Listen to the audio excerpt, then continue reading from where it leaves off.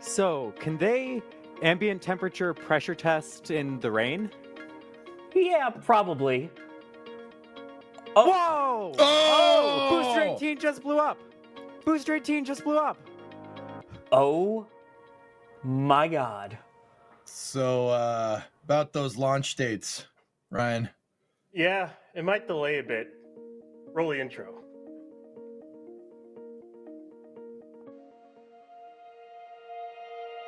And here we go.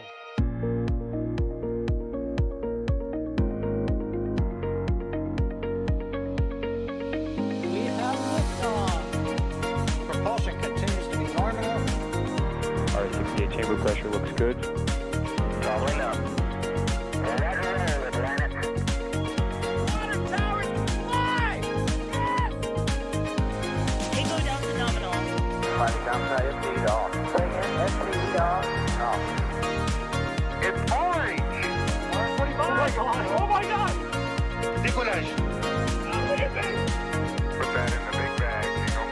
343 unfolds to go. Indeed. We rise together, back to the moon and beyond. If there's methane, it'd be igniting in the flare, correct? Yikes. You read? We don't need any more of these.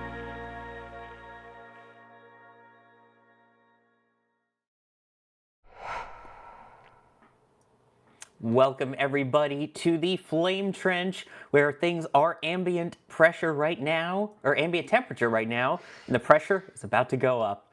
I'm Sawyer Rosenstein. I will be your host for the trenchiest of trenches today. We went into today thinking, oh yeah, big story is going to be New Glenn and the upgrades going to it, and yeah, there'll be some other stuff with Starship. Boy, has that changed.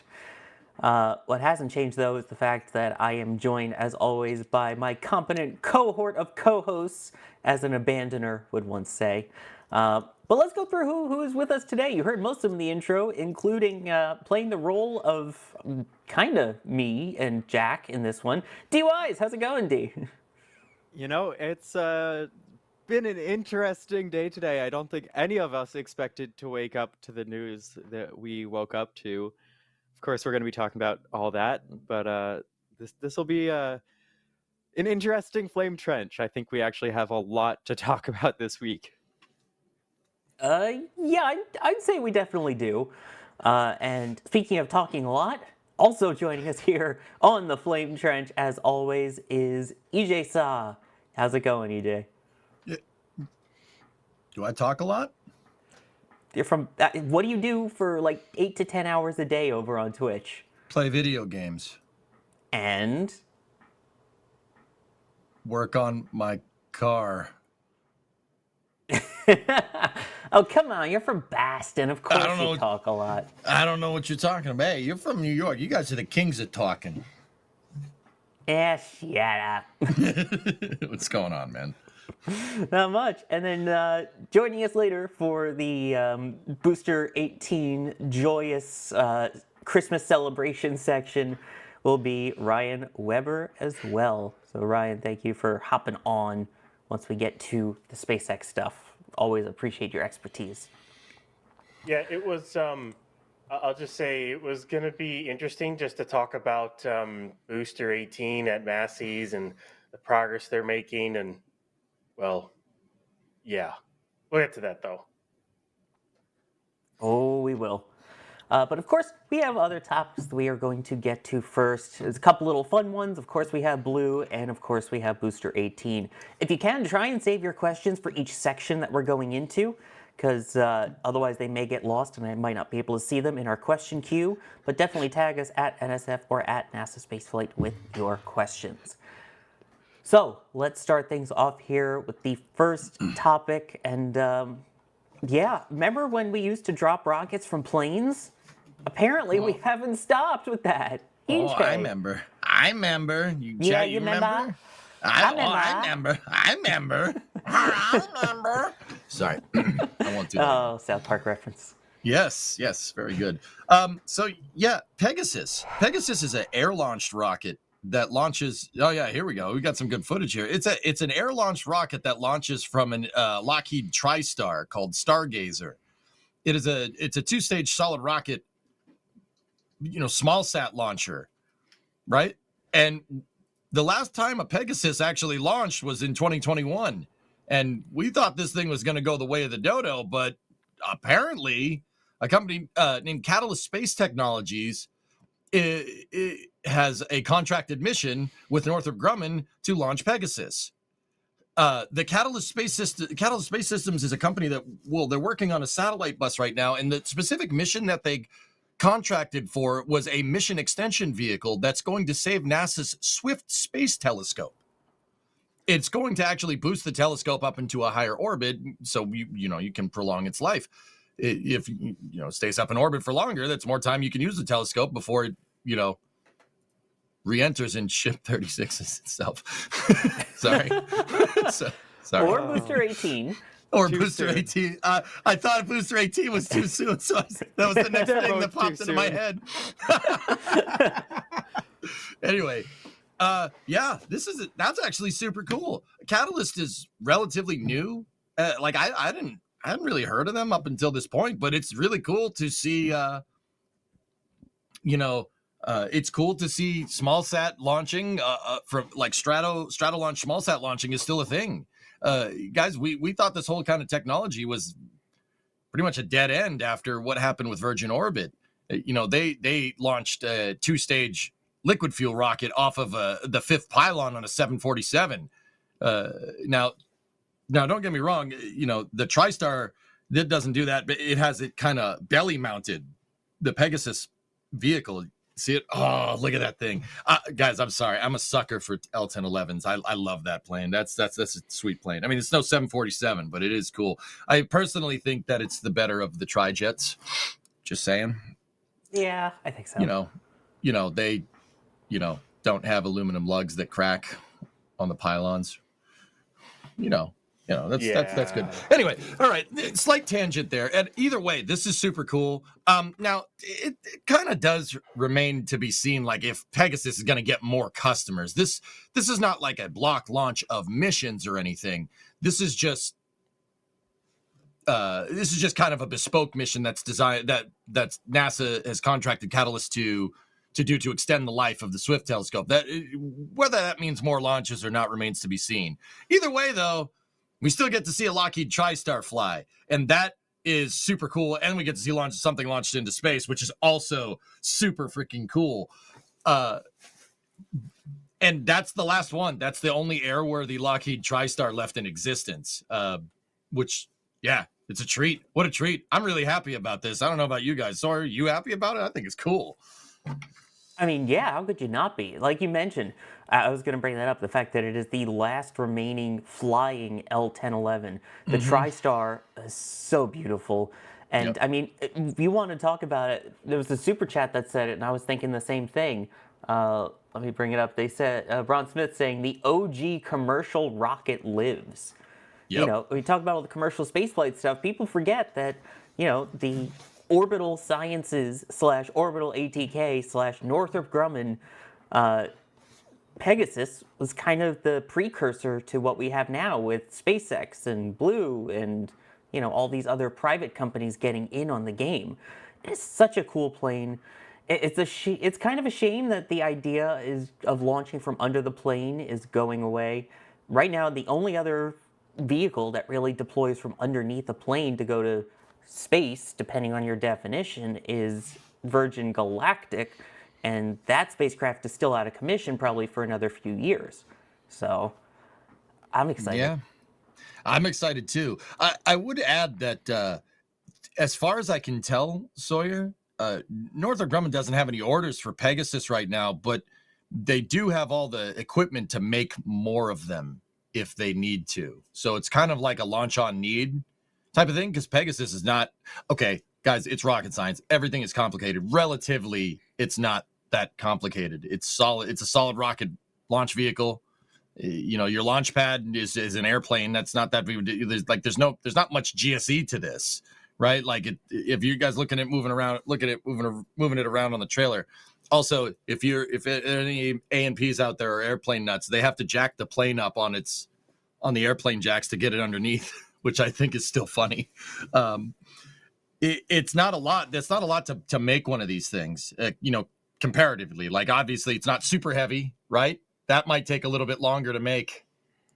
I did it again, didn't I? Sorry. Yeah, Yeah. Sorry, I'm making jokes because it hurts. it does. It does. I'm making jokes because I'm coping. I'm coping over here pretty bad. Oh, the copium. But, yep, there's a lot of that. A lot of coping. Yep. So, Oh, dear. yeah, I mean, it feels kind of weird, though, of like, why Pegasus of all vehicles to rise after like 3+ years of not seeing one launch? Yeah, Say so that- there, Go ahead, D. there are a number of different reasons that they went with Pegasus specifically, but specifically, it was their only option that met all of the requirements. So the spacecraft needs to go into a 20.6 degree orbit to meet up with the Swift Observatory, and that's not exactly somewhere that a whole bunch of these rideshare missions are launching to. So they can't just hitch a ride on a rideshare.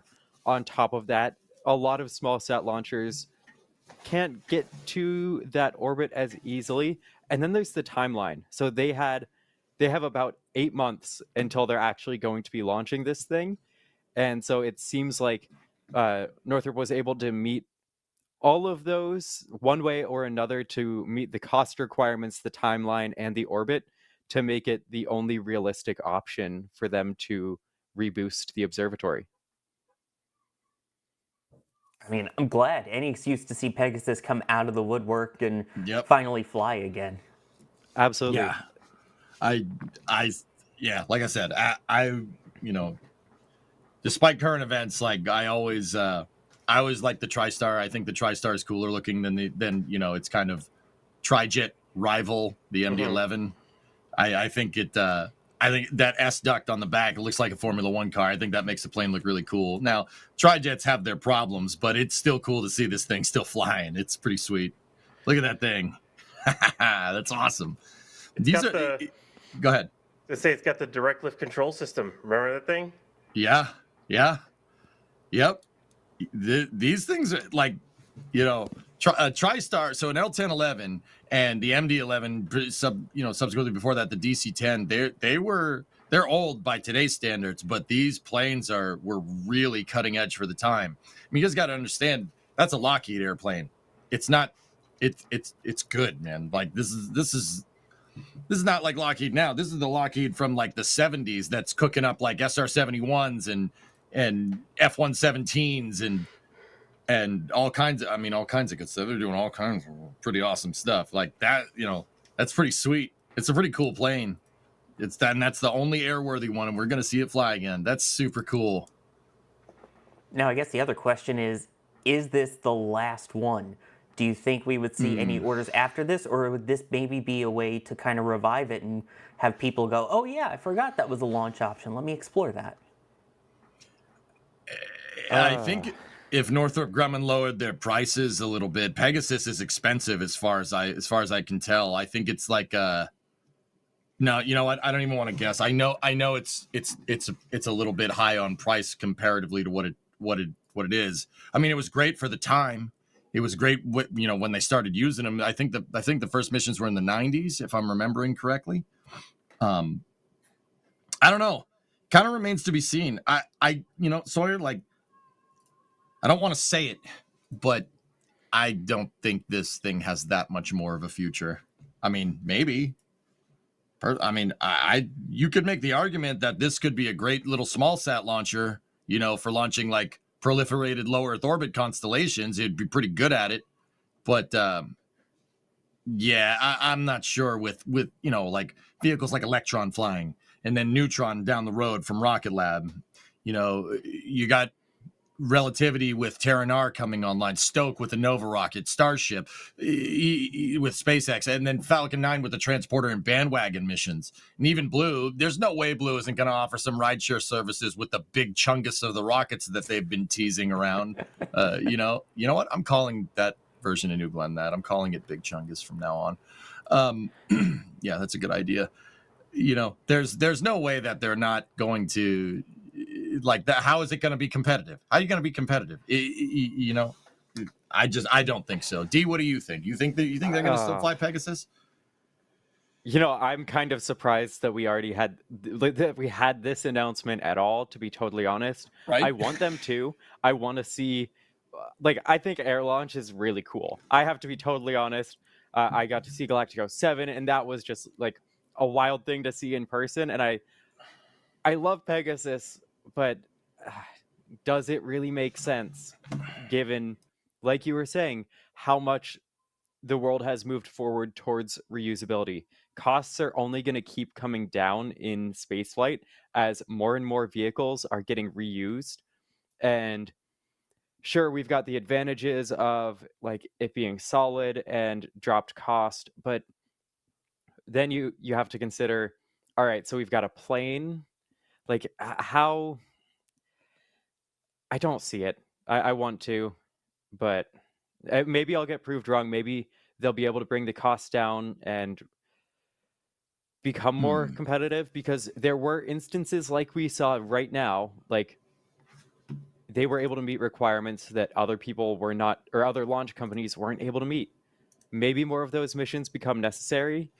I'm not holding my breath though. Hey, D, I'm inclined to agree, and I just wanted to bring this bit of information in. I just looked it up. You guys want to hear something interesting? Pegasus has more payload capacity to LEO than Electron does. Would you believe that? Really? Yeah. I'm looking at, I mean, keep in mind, I just did a quick search, so like it's not very far. Electron can move 225 kilos. Even in the updated versions, the stretch versions of Electron, they're looking at 320 kilograms. That's about 710 pounds to low Earth orbit. Pegasus can do 450 kilos, almost 1,000 pounds to Leo. That's very interesting to me. I don't know. Like I said, if Northrop Grumman could crank these things out every once in a while, if it's apparently really easy to make, I would argue that there is a very, very profitable small sat launching service here, because your launch pad can move around. It can go wherever it wants to. You can launch to any inclination you want. So with that said though, they would then be competing specifically for small sats with a specific inclination or payload need that cannot be met by some of the other launchers. Because for the rideshare missions really bring down the cost to launch so much. And so that cuts out a huge portion of the market that isn't going to go to a Pegasus as their first option. Now, that flexibility of having your own launch vehicle, being able to control your orbit more so, having likely more access to your payload in the lead up to launch versus a rideshare where there might be 100 other satellites. It has its advantages, but it'll be the cost trade-off, and where does that make sense? So once again, looking through details again, I'm keep in mind this is just after a quick search. It's not very, I didn't do much research, but chat is saying that Pegasus is about what were you guys saying? Like 40 million, 50 million, somewhere in between there. Rocket Lab launches for 7.5. That's their price per 7.5 million for an Electron launch. So even if you launched 2 Electrons to equate payload mass to orbit, right? You're still like way cheaper. You could launch 4, 5 Electrons for the price of 1 Pegasus and get double the payload mass into space. So yeah, I don't know. I want to believe. And I know we all do, but yeah. I know we don't have a ton of detail for like non-government costs for Falcon 9, but like I feel like you're getting scary close to Falcon 9 territory, and they're such different classes of rockets to be that close in price. Yeah. And also, Resistojet with a good question, and I think it's worth pointing out here, asking, are there any others apart from Virgin Galactic that have done air launches before? Surely this method for small payloads could be more cost effective. The plane is reusable. There was a company called Virgin Orbit that was basically doing this. Mentioned it earlier at the top of it, EJ. It was the fifth pylon mount for if they were carrying a spare engine that they needed to on a 747, which it could do that, by the way. It could ferry a fifth engine. Yeah, replace that with a rocket under it. How did that go? I think Spoiler, they went bankrupt after a failed launch out of the UK. Oh yeah, I remember that. Yeah, people don't, because I see people ask, like, well, why didn't we do it? Why didn't we keep up with it? Why did Virgin Orbit not succeed then, but Pegasus can? I think the recession had a lot more to do with why Virgin. I mean, the failure is what did them in, but I think that they didn't. The pandemic is what kind of screwed them. But I mean, that's just personal opinion. I don't know. Failing a launch certainly doesn't. It's not great. But They'd been on a run of 4 successes, and it was their 6th flight that resulted in that failure, though. So it's like, those aren't awful stats for just starting off, to be totally honest. Like, they had 2 failures in there. They had 4 successes. They could certainly have worked, but yeah, the timing doesn't seem... The combination of the failure and the timing financially. Now I'm looking at their price per launch. They're $12 million a pop. So still like Virgin Orbit is still miles cheaper than Pegasus. You could launch 3 of these things for the price of 1 Pegasus, and it does 300 kilograms to sun synchronous, 500 to LEO. Interesting. That's actually super competitive, man. Now I'm like super bummed. I'm super bummed that they went bankrupt. Yeah, why is Pegasus still around? Like, how does that even make sense, man? Make it make sense. Oh, no. Jeff in chat calling it the Virgin not quite orbit, by the way. And yes, I'm mentioning it was out of the UK. It was a whole big deal. Oh, UK launch, everything, and it didn't go. So sorry, UK. The previous 4 launches were all from the US, and they succeeded. Yeah, that's a good point, D. I have to, going back to talk Pegasus, though, I have to wonder what they actually paid for this. If they were able to meet the budget needs and other places weren't able to meet the budget needs, that's, did they get like a really good deal here? And we don't really know, but they could have gotten it's possible. An incredible deal. Yep. Yeah, D, as much as I want to disagree, you're probably right. Now, like, okay, so here's the thing. What would give them a good deal? Like, this is where my mind's going. What would give them a good deal for this Pegasus? Northrop Grumman wants to divest because they're sick of maintaining a 40-year-old airplane? Probably. That's probably what's going on. Or if they gave them a good deal, maybe Catalyst has shown that they want to buy more. And then they're like, oh, we can get some money back on this 40-year-old airplane that we're maintaining. It's possible. Just saying. Possibility. That it is. By the way, I just want to say something real quick before we go back to more Pegasus stuff. I see you, chat. I know everyone's saying, get to Booster 18, get to Booster 18. For those who don't know, this is a show called The Flame Trench, and this is a weekly news show that we do where we go over all of the major topics that are happening in spaceflight. We cover a whole bunch of different things. Each of us bring our own topics that we find interesting. Booster 18 is absolutely on the list. Booster 18 will be discussed in this show, but it is part of a show of a bunch of different topics. There's still a lot more that we want to get to, so we will, I promise you, get to Booster 18. So stick around. There's a lot of cool other stuff you might find interesting too, and we will discuss everything Booster 18 in depth as we get further on in the show. Just wanted to mention that real quick because I see chat. Hey guys, it popped. Oh, spoilers, crap. Oh, sorry. That's my fault. But anyway, one thing I think you were pointing out was the cost of things here. Jay, I believe you pulled up the Falcon 9 pricing guide from SpaceX in regards to how much that costs. So let's see. Price for standard is $69.85 million, Nice. with 22,000 kilos to LEO, 8,300 to GTO, and 4,000 kilos to Mars. Cool. So there's your mean- comparison if you wanted to get your own Falcon 9 for it. But this isn't, Jay, I'd be curious if you could find like the transporter or the bandwagon pricing, because those rideshare missions, that price is a lot lower. Like, I would wonder if you like, okay, let's just choose 500 kilos because that's kind of in line with the market trends from Virgin Orbit, Rocket Lab's Electron, and Pegasus. That's kind of, it's a small sat, right? SpaceX has these transporter and bandwagon missions. And what would be the price to put a 500 kilogram satellite on that, right? I'll bet you it's lower than Electron. I bet you'd probably do that for a couple million. Yeah, and the problem with those rideshare missions, though, is that desired orbit.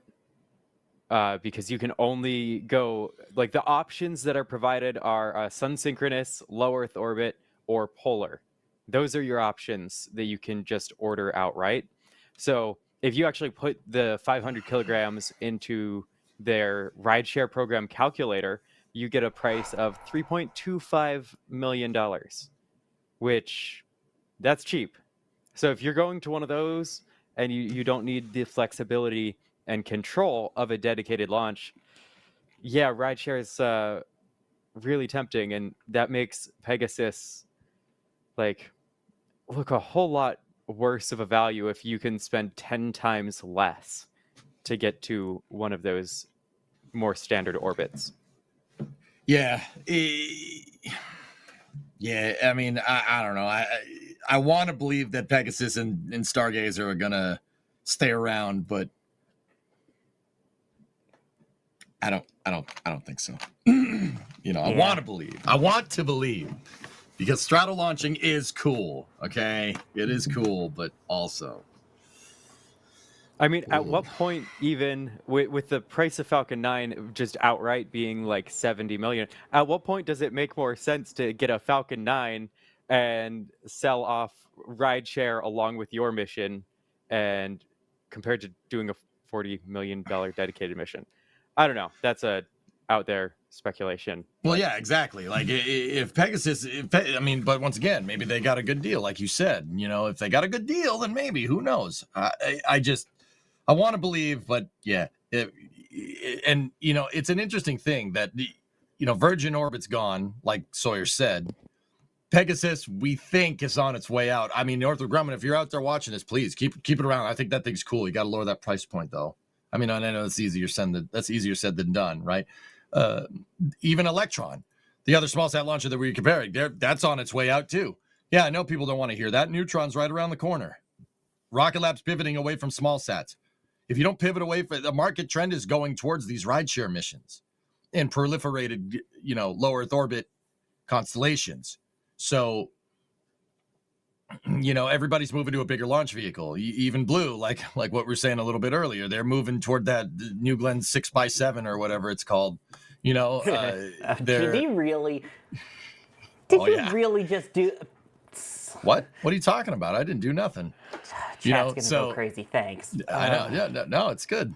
It's good. I didn't do nothing. What are you talking about? That's the name. Go Google it. Don't Google 6-7. Anyway. What? That's not what I said. I said New Glenn 6x7. That's the name. No. Yeah.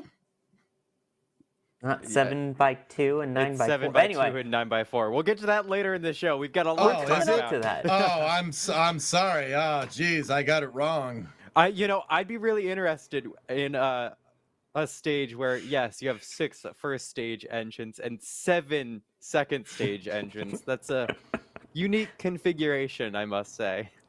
Yeah, chat hates you right now. That's all right. Sorry. Anyway, let me thank some people here really quickly. Gary, before the show even started, becoming a Pad Rat member. Captain Q saying, someone break out the flex tape because that's a lot of damage. Also, hi to EJ and the team from New Zealand. The Space Pope, blessing this trench as always. We appreciate it. Space Pope with the $50 super chat. It's weird saying as usual for that. I'll never let go, Jack Byer. I'll never let go. Subs into keyboard saying Jack let go first. Bless this trench Tanic. Mm-hmm. That's pretty Welcome funny. aboard. Now I'm king of the ship anyway. Thomas, thank you for gifting 5 Red Team memberships. Revhead also gifting 5 Red Team memberships. Phil gifting a Red Team membership too. Thank you so much for that. If you got one of those gifted memberships, definitely give them a shout out and a thank you. I see there's some Starship stuff in here. I'm going to save most of that for when we get to the Starship section, but I do want to say that Mr. Game iOS said B18 just needs a bit of cheesecake. Yikes. David, how big is the vehicle? I mean, how big is Pegasus? It's not that big, right? If it fits under the belly of an L-1011. I think you're misjudging TriStar's size. TriStars are almost as big as a 747. That is a big airplane. So Pegasus is about the size of Electron. It's pretty big. it's like almost 60 feet. That's a big Dang. rocket. Yeah.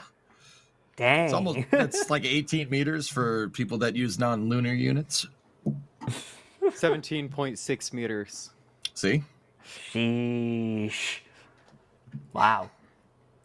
The TriStar is a big airplane. It's a wide-body airplane. And it's got 3 Rolls-Royce RB211s? RB211s. If you know, you know. Great power to weight. Just saying. Nice. It'll be thrust to weight because it's a jet, but whatever. You know, it's fine. This is actually a photo from a certain abandoner who we shall call Elk, since we don't want to reference Yak anymore. I thought John Seller took this.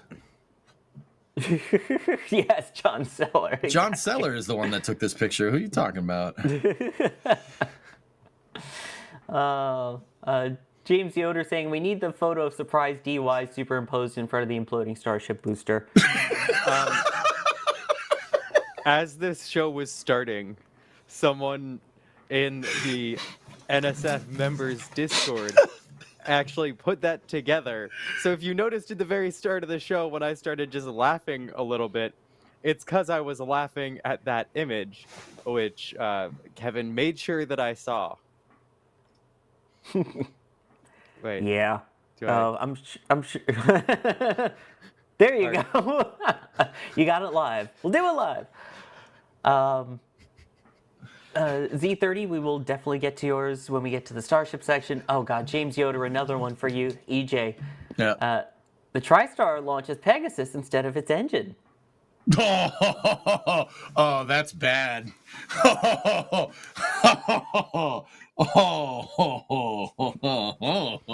Okay. I'm trying to bite my tongue here. All right, that's where we're at. All right, James. All right, man. Oof. Shouldn't laugh. It's really screwed up. Beyond, but then again, you and I are from New York and from Boston. We're screwed up anyway. Yeah, dark humor is their way of coping with that. Yeah. You know, my heart goes out to the pilots. That's just And the people on the ground as well. yeah, it's just terrible.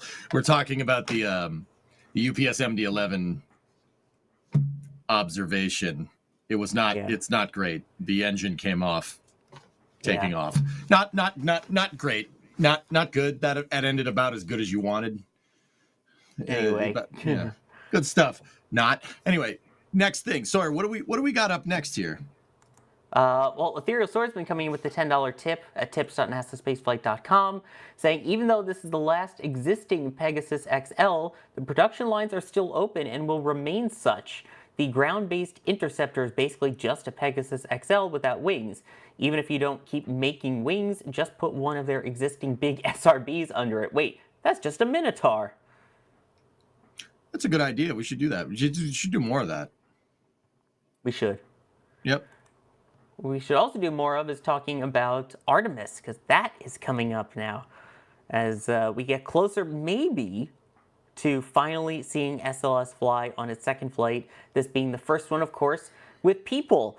And finally, with the shutdown over, we are actually able to see a fully stacked SLS once again inside of the vehicle assembly building. There it is. There's the Orion with the service module and everything encapsulated inside its fairings with the launch abort system on top.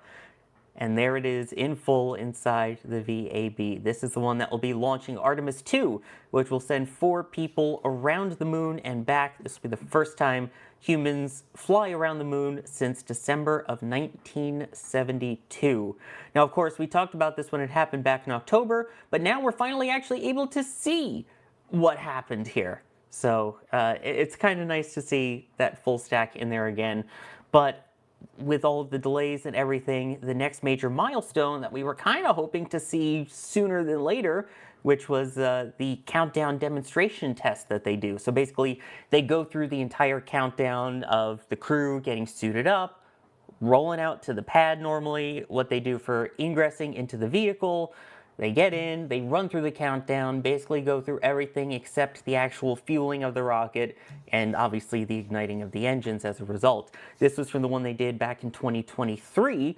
Of course, obviously they didn't have their full rocket then. This was more of just testing, getting out to the pad, using their stupid electrical vehicle things that they're using instead of an Astrovan, and getting up to the pad. Since there is no rocket at the pad, and since as a result there is no mobile launcher platform out at the pad, they will actually be doing this one inside the VAB. So they will be using the actual launcher, since that's inside there on the mobile launcher platform.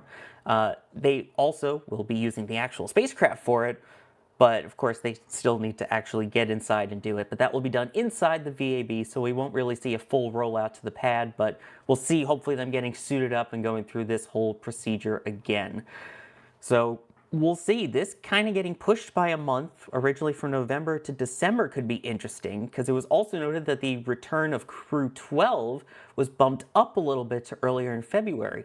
So maybe SLS getting bumped a bit to March, but again, we don't have any dates. The only dates that we know for sure is that the plan is for between February and April of 2026. So we'll see. What do you think? Do you think with all the shifting and the government shutdown and the fact that they're literally doing the test in the VAB because it's not even at the pad to do the testing yet, do you think that we might see this push a little bit? D, I'll start with you.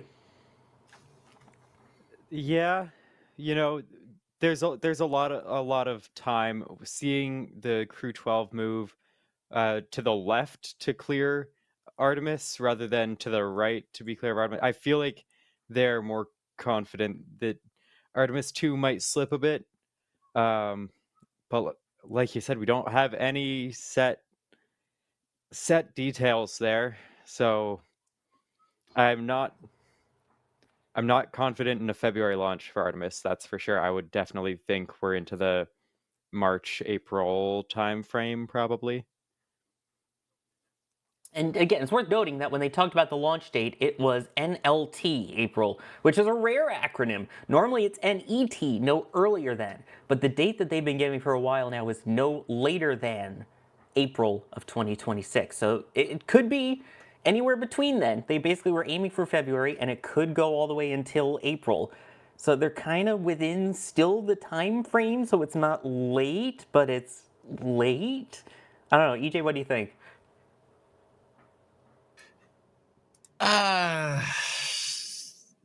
What? I don't. This February is not done. I mean, they have said no later than April, but I mean, okay. Are we? This rocket was originally. When was the Artemis 2 mission supposed to happen? Per the original timelines, like what, 2020? I mean, yeah, just the other day, I think this week marked 3 years since Artemis 1 flew. We just passed that anniversary, actually, a couple days ago. Yeah. I mean, we waited this long. Why, why have a no later date? Like, I get it. You want to launch this thing and you want to send it, but it's obviously going to take more time. I'm thinking March, maybe even into April, Sawyer. Like, there's a lot of unknowns. We haven't done this in 56 years. Well, by the time they launched, 57, right? We haven't done this in a while. I mean, if you going off Apollo 11, it's a little less. It's about 50 years and change, right? What do we? If you're gonna you're gonna get curveballs. We haven't done this. You're gonna get a curveball. Something will delay it.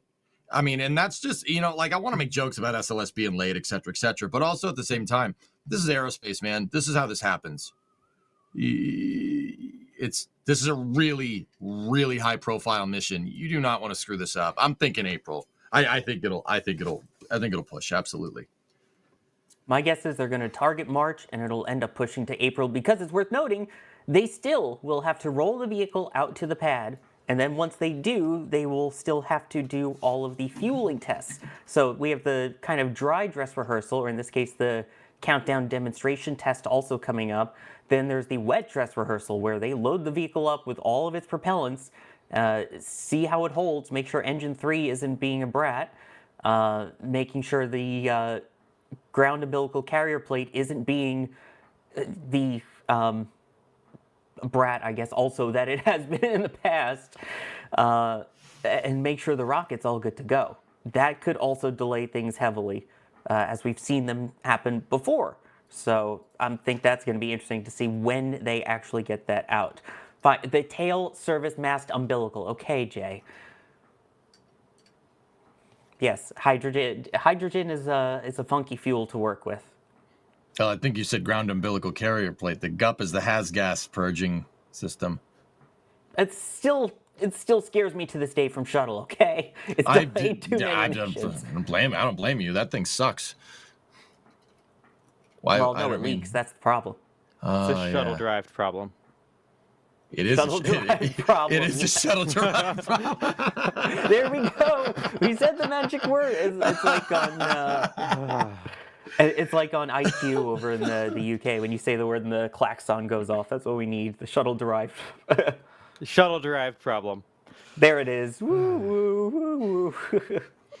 Bum bum bum bum. And yet, over at Stennis, by the way, they're still making RS-25s. They are still testing RS-25s. They just had them on the stand earlier this week as well. So they're still trying to make engines for SLS. They're obviously still trying to go ahead with it. They actually had a Gator in their flame trench that they were testing. He said the thing the other day when they were removing these. So hey, this was just from this week. So yeah, New Glenn didn't have it during the static fire, but Stennis did with their testing over at the Fred Hayes test stand. But look at this. I mean, that's shuttle derived. It is. That is shuttle derived. That's sweet. That's a sweet derivative right there. I'm just saying. You guys want to hear something actually crazy? There it is. I wouldn't call that engine a problem. I wouldn't call RS-25s problematic. RS-25s are god tier engines. They're being thrown away, and that's the problem. That is the problem. That is very much the problem. They are shuttle-derived engines, and it is a problem. Yep. Just quick side note. You guys want to hear something crazy? That motor is about the size of like a semi-truck, like, or lorry or ute, whatever you want to call it, wherever you hail from, right? Look at it. It's about the size of a truck, like a day cab semi-truck. That's a big engine. How much do you think that thing weighs? Just wager a guess. Do you know the answer, or am I just guessing? I do know the answer. I do. Yeah. I don't even know how many tons. I mean, like a semi-truck is like, it's up there, dude. Semi-trucks like 12,000, 13,000 pounds. That thing is 3 tons. That thing's 3 metric tons. That is really? Extremely light for an engine that big. I would have guessed 10. Right? Dude, it is. And that, once again, this is what I mean about shuttle engines being god tier. And D, you're absolutely right in saying that it is a crime to throw these things into the ocean. They are extraordinarily light engines for the size. Like, if you compared them to like a RS-68, guys, an RS-68 is 8 tons. Think about that for a second. That's a heavy engine. Those things are super light. This is like Formula One engine of rocket engines. It's pretty good. And I know people are going to be like, Raptor 3. You're right. Raptor 3 is cool. But you got to remember, this is from the 70s. It's pretty good for the time. Should we still be using them? That is a very debatable thing to ask. But I don't know. I just want to put that out there. I think that's super cool. That thing is superbly light for what it is. And these are, what are we now, RS-25Es, or are we on to F yet? Yeah, that is an RS-25E. Yep. Yeah, because shuttle ones were mainly the RS-25Ds by the end of the program. That's right. Block 2. Yep. Yeah, and now they moved on to E's, which are the upgraded ones for SLS. Shuttle could ramp up to 104.5% of their rated thrust on those. These can go up to 109% of their maximum rated thrust, which when you say it out loud, maximum rated thrust, and yet it's still maximum is above that maximum is weird to me, but... Well, it's the baseline rating of the engine. 109% of rated thrust means that it makes 109% more than version 1. Or the like at RS-25, they didn't call them a D, they called the SSME Block 1 or Block 0. Like that's where your thrust rating is derived from. So it makes sense that the later variants have a uprated thrust percentage because it's based off of the baseline, the first version. 109% is nothing to scoff at, man. I mean, and that thing makes like what, 2,400 kilonewtons of thrust. It's pretty good. 2,400 kilonewtons, 460 seconds or 452 seconds specific impulse, 3.5 tons. You should be putting this in anything but a super heavy expendable launch vehicle. Sorry. Yeah, here, enjoy these great reusable engines that we're going to throw away. And I will say this, I still think shuttle engines could have been reused to the like 55 flights without a refurb. I still think they could have gotten to that point. I think NASA was too scared to try and push it to that point. There, I said it. No, I'm not sorry. I mean, I hear you. I'm kind of with you on this. Yep. Bill Puck, by the way, wondering, any date for rollout of SLS yet? D, I don't think we've heard when they plan on rolling it out, but hopefully sooner than later. You hear rumors. I don't know. I don't know how confident. Like, I'm not expecting one in the next month. That's. I don't think we'll get one in the next month, to be totally honest. I think it's going to be 2026 before we see that rollout, if I had to guess. Especially with the holidays coming up, and then doing the countdown test inside the VAB.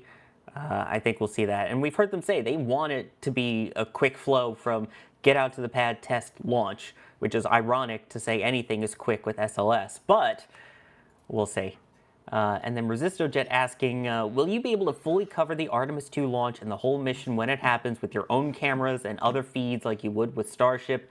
Abso-freaking-lutely yes. 100%. The team, like we did for Artemis 1, will be out in full force. We did live streams of all the rollouts. We streamed some of those pad testing as well with the prop loads and everything. And of course, we will have our entire team out there at the press site for all of the live coverage, multiple cameras. We'll have remote cameras if NASA allows us to, as they have in the past, set up for everything. It's going to be quite a show. Let me thank some people here. Mighty Don, thank you for gifting 10 Red Team memberships and then gifting another 10, so 20 gifted Red Team memberships. Thank you so much for that. Really generous. And hopefully people enjoy all of the awesome perks that come with it and the photos and things that you get, that you see posted to our YouTube members as well. Drunar saying these hosts have a few loose screws. Yes, we kind of do. And oh, look who it is. It's my favorite coming back in, gifting a Red Team membership, the Ground Umbilical Carrier Plate. Hi. Good to see you again. Genuinely, thank you for gifting the membership, but also, I don't like you still as an attachment for Shuttle, and I guess technically intern SLS as well. You know, maybe if they tested, maybe they wouldn't have had as many problems with the ground umbilical carrier plate if they flew the shuttle more and then, figured out how to reuse those motors. So maybe they should have done that. Oh, I'm not bitter at all. Rub it in, why don't you? Rub it in. Yeah, maybe they should have done that. That would have been, that would be a really good idea. Use the vehicle how it's intended. What a concept. Don't we just love talking about things breaking here? Speaking of breaking, we have breaking news. Oh, do we have a stinger for it, Jay, or is it just... Oh, wait, I get it. We do have the stinger for it. Speaking of breaking news and other things that break, NASA, per Eric Berger, no longer have astronauts assigned to Starliner 1. For those who don't remember, that is Boeing's capsule that has had a less than stellar reputation despite having star in the name. Yeah, it really likes having thruster issues and stranding astronauts in space, depending on how you read the media on that one. But Scott Tingle, who was on the crew, is now the chief of the astronaut office, and Luke Delaney, who was also assigned, has now been moved to Crew 13 per a source. So we may not see Starliner launched to the ISS again, ever, maybe? Am I reading into that too much? It says that there's no crew assigned. That doesn't mean that the capsule couldn't maybe be used on another uncrewed test, and maybe they want to just buy time. I don't know. I'm reading into it a bit optimistically. I don't. Wait, that's the optimistic thing. They're going to use the Starliner 1 capsule for resupply. As they're going to use it to send up cargo to make sure that it works. That's my opinion. That's what's going on. I think that's the optimistic take. Yeah. So they had orbital flight test. Then that one messed up, so they had to add another orbital flight test 2. It wasn't supposed to be OFT1 and OFT2. It was just orbital flight test and then crew flight test. So then they had to do OFT2. Then they put crew on it, and now we're adding an OFT3 after a crew flight. Maybe they can call it CFT, cargo flight test. But they already had CFT. That was the crew flight test. They can have CFT2 being a cargo flight test. I don't know. We'll have to wait and see more information on how this actually plays out. But just the very fact that there were so many thruster issues and that Starliner has been such a problem. It's been such a problem. No one can deny that. No one can pretend it's this perfect vehicle. That would be a gross exaggeration of its performance to this point. So now we do like redundancy. Getting more crew capsules flying to space is good, but we're getting scarily close to the end of the ISS. And does it make sense even at this point to bring another crew vehicle for ISS specifically? Probably not. But I hope they're able to fix it and eventually get flying crew to private stations. But I wouldn't fly on it right now, that's for sure. Yeah, I don't think I would either. And again, in fact, on the station right now, you have Mike Fink, who was supposed to pilot Starliner 1 at some point originally, moved to a SpaceX Crew Dragon. Now you've got another person who was supposed to be on Starliner moved to another SpaceX Crew Dragon. It's just, yeah. I mean, obviously all signs point to the next flight being without crew, but I wonder if there is life for Starliner beyond this flight. Is it just going to be another resupply craft? Because, I mean, technically they lost out on resupply from Dream Chaser, since that didn't do its 7 promised flights. So maybe that becomes a use for it, but then you also lose that dissimilar redundancy that we've talked about all this time of if something were to happen to Dragon for any reason, yeah, you don't have a backup capsule. Then we're back to where we were from the end of 2011 until the beginning of 2020, where everything is reliant upon the Russians, and then you no longer have a way to get to space from U.S. soil with people. I hate being in that predicament. Sawyer, all right. You know,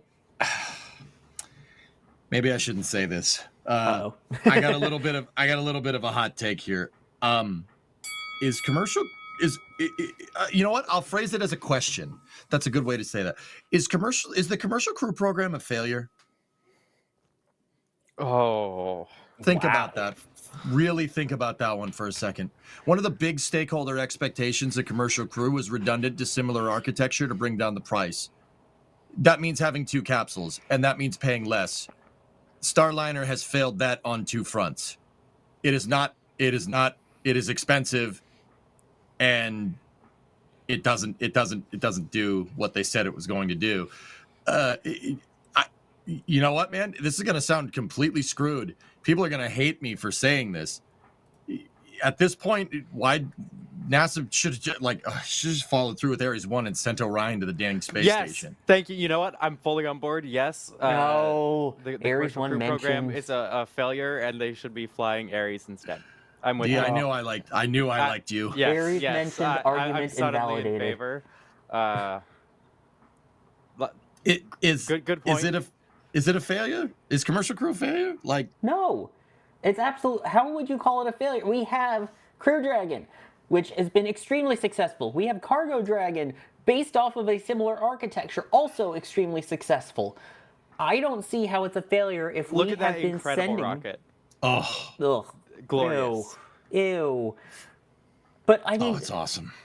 hey, if we didn't have Commercial Crew, we wouldn't be getting people to the space station currently as regularly as we have been.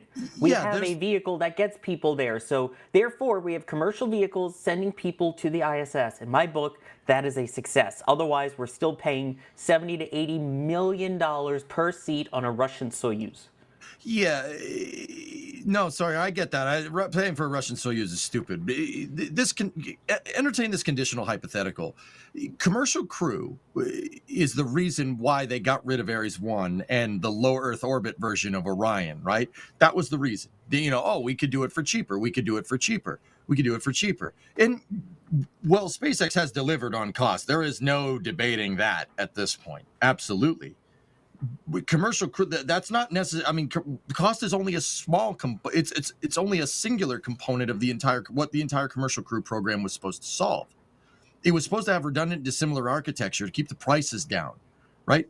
Starliner is expensive. It's way more expensive than Dragon, so it's not commercially competitive at all. It's not commercially competitive, and I'm saying this as somebody that likes Starliner. Like, I don't mind Starliner. I like it. But this Commercial Crew program which we stopped our national space program for. You can say it any other way, but we did. We stopped Ares 1 and we stopped the Constellation program because Commercial Crew was a cheaper alternative. Now, here's the thing. Would launching Ares 1 and Orion be way more expensive? Abso-freaking-lutely. Yeah, sure. There's no way Orion's going to compete on cost with Dragon. Absolutely. But even if Ares 1X and Orion had delays, right? Just typical NASA aerospace delays, we still would have gotten that thing. I'd say very, very latest. Orion on Ares 1 would have probably flown with people 2017, 2018. It still would have gotten us back quicker than DM2, which took 10 years. I mean, if going from the last space shuttle flight to DM2 is about 10 years. It's 9 years. So SDS 135 was July of 2011. DM2 was May of 2020, right? That's still 9 years. We still could have gotten back. And then at least with Orion and Ares 1 and then Dragon, supplementary to that, we would have 2 ways to do it. So, even if you don't have Dragon, you still get Orion and we still have a way to go. And we still have to end up paying the Russians for better part of a decade, right? But the whole point of this was to have redundant dissimilar architecture. That was the whole idea. We have not done that. If anything, more things are flying on Dragon than anything. Cygnus ended up flying on Falcon 9 because the Antares just, supply chains became unavailable, let's say, right? Dream Chaser, no, that thing, I'll be amazed if that thing ever flies, right? So, once again, you say no, but we basically pushed with it. All we ended up doing is sacrificing our national space program, right, to get pretty much almost the exact same outcome. Now, if you want to make the argument that SpaceX is going to build Starship, and that is a a byproduct of Commercial Crew, and you want to frame that as a success, yeah, sure, I'll give you that one. But also, I don't think it's interesting to think because the Commercial Crew program set off an incessant pattern at NASA to commercialize everything. Everything. Oh, we could save money if we do a commercial. We could save money if we do a commercial. Let's contract out the suits. Let's contract out the landers. Let's contract out this. We could save money. We could save money. We haven't bared any of the fruits of that labor, with the exception of Dragon. That's the only commercial entity that has worked really, really, really well for our national spaceflight goals as a country. Right? That's the only one that's worked really well. What else? What else has worked? Cygnus? I mean, yeah, that's fine, but that flies on Falcon right now. Remember that? Right? So I don't know, man. I really think that, you can't discount SpaceX and their success, right? But I don't know. I look at Commercial Crew differently nowadays than I did 5 years ago. But why is the Antares wasn't as much an issue of a problem with the rocket? That was a problem with getting the engines, and they figured while they're doing that, let's upgrade the entire vehicle to the 300 series.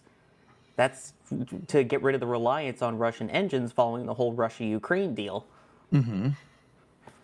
I feel like, I mean, I get that we're without it right now, but that's only on the more recent side of things. Yeah, I understand that. Yeah, and once again, you can make the argument, but the other thing to consider is that Cygnus is commercial resupply services, right? So that's kind of a different. I mean, I would rope that into commercial, sure. So like Cygnus and Dragon, and that's it. Look at the amount of successes versus the amount of things that are taking way longer. Yeah, I don't know. I don't know, man. I guess the point that I'm trying to make, Sawyer, is that commercialization for all of NASA's needs is not the answer. And Starliner, despite me liking the spacecraft, is a pretty good example as to why. even though we're about to talk about 2 contracted vehicles for NASA coming up in the next 2 stories. Oh yeah, that's weird. Yeah, about that. As you see, let's contract out the landers so we can award a contract to one lander and then take it back to get back to the moon faster. That's a smart idea. How about we don't do that? Oh wait, that already happened. We'll talk about that. We'll talk about that in just a second. But yeah, so the thing that I'm getting at is that, look, all this commercial, all this money that we save, that's all fine and dandy. Yeah, that is a huge thing with SpaceX, right? I wouldn't necessarily say it is with other avenues to the ISS, right? We still wound up with one way to get to the ISS. Wasn't the whole point to do the opposite of that? What's going on? What's going on here? I hear you. Also, someone said send Starliner to Texas as a shuttle substitute. Yes, mighty unlikely, yes. Don't touch Discovery. James Yoder, idea. We should do that. James Yoder coming in saying, no Scrapliner crew. Nobody likes one-way missions. I'd rather be flying an X-Wing with the tip at tips.nasaspaceflight.com. I appreciate when you do that. It goes directly to us without the middleman and allows us to improve our tracking, because if you watch that DM2 track from the replay that Jay was showing, who's producing today, and you didn't want to throw up and get sick from watching it, I'm amazed at you and I'm jealous, because that was really terrible back in 2020. That was pre-Space Coast Live. We've come a really long way in the last 5.5 years. And we've only been able to do it with your support. That's what your money goes to, is being put into this so we can provide better coverage and not be relying on a single camera with autofocus that can't track and no SEL cams having been worked out yet. But they did say, Pikachu shocked face is dead, long live D shocked face. Oh my god. And then Philip coming in here saying, this is an interesting one for you then, EJ. Why is Ares, the U.S. National Space Program, and SpaceX Cargo Dragon not part of the U.S. National Space Program? There's the shot for those who were asking earlier about it. Should be superimposed on Booster 18. There you go. Who was it that overlaid that? So that's obviously a shot from Caesar. But a member put that together. I'm trying to find who it was who did that overlay. Thank you for that. Well, EJ, what's your answer really quick before we move on? Okay, give me 1 second. Sorry, I was typing, unless you guys wanted to hear the clicky clacks. Okay, so why is Ares, the U.S. National Space Program, and SpaceX Cargo Dragon not part of the U.S. National Space Program? Okay, so the difference... All right, let me explain the difference between like what an NASA in-house thing is versus a commercial design. So NASA in-house means NASA designs the vehicle to their specifications, and then they go to an they engineer out the entire vehicle. They draw up the blueprints, and then they go to a commercial contractor and say, hey, can you build this for us? And a commercial contractor will be like, yeah, we can make that. Sure, no problem. Right. And then they build it, and then NASA accepts the vehicle, and then NASA operates the vehicle. So the Saturn V, the space shuttle, that's the idea there. Dragon is a contracted end-to-end service, meaning NASA says, we need a ride to the space station, build something. And SpaceX say, all right, we built our Dragon capsule. And NASA goes, hey, let me see it. Let me see it. No, you didn't make that part right. No, we need to change that here. Can you take a little bit longer and change that thing too? No, it doesn't. It doesn't have a bathroom. Can you put that in? They went a little nitpicky with it, but that's another story. So with a contracted service, NASA paid for the end-to-end thing. So they just say, we need people to the space station, build something for us. SpaceX cooks up Dragon, and then NASA basically hitches a ride on the capsule to the space station. That's the difference. When I say what's part of the national space program versus the commercial space program, that's the distinction that I'm making. The argument I think here is that with SpaceX is an exception to commercialization, not the rule. Commercialization will not answer all of NASA's needs. Even now, it will not do that. We have all, we're going to talk about that, Blue Origin. We're going to talk about the new versions of New Glenn. We're going to talk about Starship. We're going to talk about Booster 18. All of that capability can't replace what the shuttle or an Apollo or the Saturn V can do. I'm sorry. Saturn V can put people on the moon. All right. You could make the argument that Cargo and Crew Dragon can do what the shuttle can do. Sure. Can Cargo and Crew Dragon build a space station? No, they cannot. I'm not, and this, guys, don't get me wrong, I'm a gigantic SpaceX fanboy. I love Dragon. The Dragon architecture is frankly what NASA should have been making when they wanted to do something like the shuttle. They should have just been making that, but we have the Department of Defense to thank for that, if you know your history, right? It's important to understand the distinction here that commercialization isn't always your answer. We have all these new commercial rockets nowadays. They still can't do what NASA could do 15 years ago. Still can't do it. Just saying. Something to noodle on. That's all. There you go. But yeah, just thought that was an interesting question to be brought up. And I do want to point out, in the time that we've been discussing this topic, there was an update from astronaut Reed Weissman, who will be on Artemis 2, saying that the countdown demonstration test has moved to December. They claim that it won't affect the launch dates, but within the last 15 minutes, they have now moved the countdown demonstration test officially to December. So just pointing that out. Yeah, so we were talking about all these different commercial ones here. It's another commercial vehicle that's getting a whole new upgrade. And we're not talking about one that blew up yet. That's coming up after a successful one with New Glenn. There's apparently a new Glenn on the block, or at least coming up on the block as a new block. Words, I can't do them. D, help me out. Yeah, so there's so much happening with New Glenn. Sorry. This has been a huge week for Blue Origin news. So, of course, we had New Glenn actually return to port earlier this week. And so we got to see New Glenn up close and see the lack of soot, for one thing, on it. It's a really clean burning vehicle with the methane. And so unlike Starship, where you sort of have the heating discoloring the stainless steel, the natural gas, the LNG or methane, however you want to refer to it, doesn't leave soot behind like RP1 on Falcon 9. So that clean paint scheme has been in place all throughout. And it's going to continue to be in place. There's just the tiniest bit of damage to the paint on New Glenn. But beyond that, it truly looks like flawless. So they brought GS1 on Jacqueline back into port. We saw it. We have some great drone footage from Jerry of its arrival into port. We did our live stream for that. And then it was just the very next day that they were able to move New Glenn off and do a breakover, and so take it horizontal. And then it was just yesterday that they were rolling it back to Launch Complex 36 to start refurbishing it, which is so incredibly exciting. We have another company here in the US to be reusing a first stage booster. So that was sort of the first part of the New Glenn news for this week.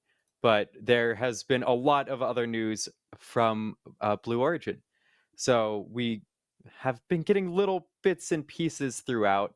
For one, I believe that was just earlier today. It was in the hour before we went live that we got a new photo of Mark 1 and seeing how it will be landing near the Shackleton crater. So they're getting ready for their checkout tests and working towards a launch to the moon.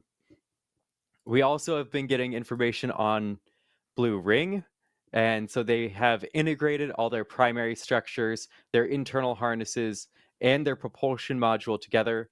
And so they're working through their checkout and integration tests, and they'll power it up soon. On top of that, I mean, I said it was a busy news week for Blue Origin. We also got video from them on a deployable aero brake. So this deployable aero brake is meant for planetary reentry, be that on Mars or elsewhere. And by using this rather than sort of a fixed heat shield, you're able to decrease your mass and you're able to decrease your cost to put more of that into the spacecraft itself that you get. And of course, you get the aero braking along with it. So you have far less speed to bleed off once you get closer to the surface. That was sort of a rapid fire through three of the smaller pieces of news from New Glenn. But we've got some New Glenn upgrades. For one, we've seen that it's a bit slow off the pad. So starting very soon, they'll be increasing the thrust of the 7 BE4 engines from 3.9 million foot-pounds all the way up to 4.5 million, or sorry, pound feet. I think I had those backwards. And so that's just increasing the thrust of the existing engines so that they aren't quite sitting there roasting the pad for as long as they have been. So they're also going to start integrating subcooling. So Sawyer, do you want to hop in here for a second? Yeah, I gotcha. I'll help you through this. So we have a breaking space video that we just did on this yesterday as well, going into some of the basic details. But essentially, there is the 7x2 and the 9x4. So the 7x2 is what we have now with the 7 first stage engines with the BE4s and the 2 BE3U upper stage engines. So for this one, they are going to be stretching the vehicle to within 5 meters of Starship height here. We're talking ridiculously close to Starship height now. In addition to that, they will be extending the fairing so it kind of sticks out a little bit, so it's almost 9 meters in diameter. I believe 8.7 meters. The current one is 7, and those are massive. They're also going to look into reusing those fairing halves, which is something we've actually seen them testing out at the Turn Basin at the Kennedy Space Center. And then, of course, the base, the new one being the 9x4 with 9 of those engines, which they've already been able to push the thrust on them a little bit higher. So the next one, which will likely still be a 7x2, will already have upgraded thrust on those BE4 engines, and then add in 2 more of them to make it 9 of those BE4 engines. 9 engines? 9 engines. They've also redesigned the landing leg system, so the way that they kind of are in line is more SpaceX-esque for Falcon 9-esque, I guess is the way to put it. And the other thing we've seen from all the renderings is that they don't really have a strong back, a transporter erector at least. So maybe we see it stacked vertically, also kind of like Starship? I don't know why. I feel like this is more like New Glenn Starship Edition in a way than it is an upgrade to New Glenn. This feels, when we talked about, New Glenn and Starship aren't super competitors. Now, for some reason, this feels like they're more competitor-esque in this. So, I don't know. See, there it is with the 9 engines underneath, the larger strakes, the taller vehicle, the different type of fairing. I don't know. What are your thoughts on it? I kind of like the design. I think love it's it. great. I think they need it given how slow it was off the pad and the concerns of, well, how much can it actually lift to orbit if it's that slow? More thrust, more better, I would think. Yeah, so I've seen some criticisms from people online talking about how the engines are so far spaced apart on this larger 9x4 version of New Glenn, but I think that's still going to look great because we see Starship and it has the Mega Mach Diamond from so many engines so close together. New Glenn already doesn't really have a Mega Mach Diamond. It sort of has its own, like each engine has its own bit of plume, and I feel like we're just going to get even more of that separation when we move to 9. I am curious if it, the plume might start to resemble a Falcon 9 ever so slightly, but obviously on a far different scale and with different propellants. But this is a huge set of upgrades for New Glenn. We're going to be seeing all of these come in, and the fact that Blue said we would be seeing the current version, the 7x2, fly alongside the 9x4 is incredibly exciting. The 7x2 version is already such a massive rocket. And so my question would be like, okay, they're moving from 7 to 9 engines on the first stage. So they're getting a significant amount more thrust in addition to the thrust they're getting through the engine improvements and the performance additions from subcooling. This is also such a large vehicle. We haven't gotten sort of exact numbers on its height, but you saw that comparison. So will they really have that much higher a thrust to weight ratio once they move to this 9x4 version? I don't know. Regardless, it's super exciting and I cannot wait to see it flying. I mean, they need it at this point. We can all agree, off the pad, it was really slow. I did a video, I don't know if it's been posted yet, where I timed it out for each of them at liftoff. As much as we said it looked faster, they were almost identical within a second of each other. It's pretty close of how slow it was. And we're talking 2 light payloads. The Pathfinder for the Blue Ring, not that heavy. And now we're talking 2 tiny little spacecraft on there, and it was still that slow.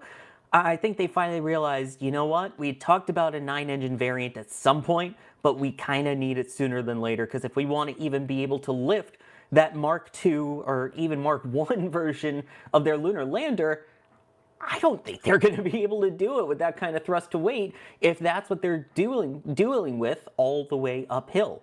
So, I mean, you see it from New Glenn 1. It looks slower, but the timing is honestly pretty much the same. EJ, what do you think? I think 9x4 is ugly. Sorry. Oh, No! there's your hot take. I think All it's right. ugly. There's the ding. All right, fighting. So Fight bell. you're not the first person I've heard with that opinion, but Yeah. you're going to need to do some explaining. Why do you think it's ugly? Okay. All right. It looks like they just crudely pasted Falcon 9 legs to the sides of this thing. And they just said, oh, it's a little bigger booster. Just make the wing a little bit bigger. It's like, I really hope that's a placeholder render. it looks very strange, D. I don't know how someone as yourself, a scholarly person that loves Ares 1 design, could look at this and be like, yeah, that looks good. I love Ares 1 design because it's so funky. Like, it's such an odd-looking vehicle in the best way. I love New Glenn design because it is also really funky. They have the mix of like exposed thermal protection alongside paint, and it's not just a tube. We have so many tube rockets. We Yes. look at the unique. Preach. If you can't recognize a rocket from its silhouette with no perspective on scale, I don't want it. I just don't want it. These are distinctively shaped rockets, and they're even distinctive from each other, and I think that's awesome. No, that's fair. Okay, all right. So looks aside, all right, I have questions. Dave Limp says this thing can do 70 tons to low Earth orbit, right? The New Glenn 9x4. They're uprating the B4 or the B3U 9B4s. Is they can do 70 tons in an 8.7 meter fairing, I think is what it is. Jay, if you're out there, keep this render going right here. Keep this render. I want to make a point here. All right. Look, 70 tons for a fairing that big, for a rocket that's bigger than the Saturn V. The Saturn V next to it right there can move 120 tons into low Earth orbit, right? Just some food for thought there. Now, you're gonna put 70 tons, which is not as much as the Saturn V, but it's almost as much as the Saturn V. You're gonna put 70 tons into orbit and then bring that thing back. How much dry mass are those wings taking up? Those wings at this point are going to be like, they're not going to be as big as the space shuttle, but they're going to be pretty big. How are they going to handle all this dry mass? Their engine section is gigantic, and it's to house the 9 engines, right? But I'm just wondering, you can't just, rockets don't scale linearly. Just because you made a rocket twice the size doesn't mean it has twice the capability, right? And now this isn't twice the size, right? But that rocket right there, you're running into an increasing dry mass problem here. The wings need to be bigger because it's a bigger rocket. The engine section needs to be bigger because you have more engines. The fins up top, well, actually, it looks like the fins are the same size. But the point is that, especially if you're going to reuse that first stage, you're looking at all this stuff that you need to get that first stage back down. Somehow they're switching from 6 landing legs in the 7x2 design to 4 landing legs in the 9x4 design. You're going to go with less landing legs and a bigger booster. Personally, I think if it ends up looking like that, I'll be amazed. They're running. There's no way they're not running into dry mass problems here. Dry mass, guys, is everything that's on the rocket that's not fuel or oxidizer. There's a lot of things on it. If there's things that are on it that's not fuel and oxidizer, that's you're gonna have more mass, and it's not gonna go as far. All right, that's the principle of the whole delta V equation. If you explain the delta V equation, which is how the formulaic equation for how far a rocket can go in space, it's measured in meters a second. It's measured in acceleration or change in meters a second. If the plain English way of saying it is that if you have more fuel on your rocket and less rocket on your rocket's going to go further, right? This has a lot of extra stuff on it. There's a lot of stuff. Those wings are huge. And yeah, the silhouette, that's a fair point about the silhouette thing. I get it. Ares 1 is choice for that reason, and the shuttle too, right? But also at the same time here, from a technical standpoint, making the wings bigger is not, and making the landing legs smaller? Question? What's going on here? I'd be very surprised if 9x4 ended up looking like that. So can I go ahead. Counterpoint? Yeah. Starship has the dry mass problem of its fins, but those are on the second stage where they have even more impact on payload capacity. Mm-hmm. And they're trying to reuse the second stage. Like, I feel like Starship has a whole lot more of the dry mass problem than New Glenn will, and we've got to wait and see. Like, this variant of New Glenn isn't flying yet, the same way version 3 of Starship isn't flying yet, the same way version 4 of Starship isn't flying yet. Like, we'll have to wait and see. But to be looking at the actual payload capacity when, I mean, there are so many improvements that they're integrating at once. I believe there are also TPS improvements for the first stage there, and there haven't been any mention of them remotely looking at second stage reuse with this latest set of updates. So they are following the Falcon 9 model with a reusable first stage that they're making even more performant, and even more performant second stage. And I don't know, I feel like the actual cross-sectional area isn't that hugely changed.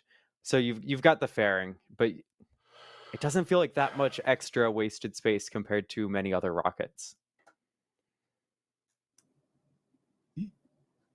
D, I'm kind of confused what you mean by you're talking about Starship with the flaperons, right? Yeah. So Starship, to make up for that, has, the super heavy is 15 million pounds of thrust, and it's being uprated from there. They're compensating for that with extreme thrust to weight ratio out of that first stage. That's their solution to that problem. I'm not entirely following how, if Starship has this on its second stage, this has it on the first stage. What do you mean? Can you clarify that? My brain didn't follow. Sorry, the direct impact. My point was just that the direct impact on payload capacity to orbit is greater by any extra mass on the second stage versus the first stage. Mm-hmm. And so there's certainly, certainly the dry mass has to be considered. It can't be ignored, but we're not at the point of this flying. We'll have to wait and see. Starship certainly can't do the numbers, the optimistic numbers that it's aiming for yet, and we'll see how they work towards that point. Yeah, this is just a render. It's worth noting that. Yeah. But Ryan, since we're now getting into the larger vehicles, so we'll of course be talking about B-18 momentarily. But while we're talking about this, and you were there for the launch, I want to bring you in on the discussion now. What are your thoughts on the 9x4? I don't really like the design of the 9x4. I Thank think you. it's way too slender. Please make the tanks like 9-10 meters. Put like 12 BE4s under it, and there you go. That's what you do. It looks better that way. Look at Saturn V. Look how beautiful that thing is. Like it's beautiful. It has it has a form to it. Unlike the reverse, which is Ares 1. It's just yeah. It Yes, looks better. thank you. I mean, anything looks better than Ares 1, but Well, you're that's a no-brainer. gonna hop into the show, and right off the bat, start with the Ares slander. Come on. I thought we were friends. I saw you this week. and There he's we gone go. from All the better. screen. Jason God. control. We're good now. All right. Back to talking about the wonders of Ares 1 and Hold on a second here, guys. I think people are missing the point of what I'm trying to say. Guys, I'm not hating. I think New Glenn looks great. I think it's a fantastic rocket. But New Glenn also gets off the pad pretty slow. There is dry mass problems even with that booster. The point that I was trying to make is that I think 9x4 looks ugly. There's no way that that design right there is finalized. And sorry, you popped in on it. It's placeholder. Blue's iterating.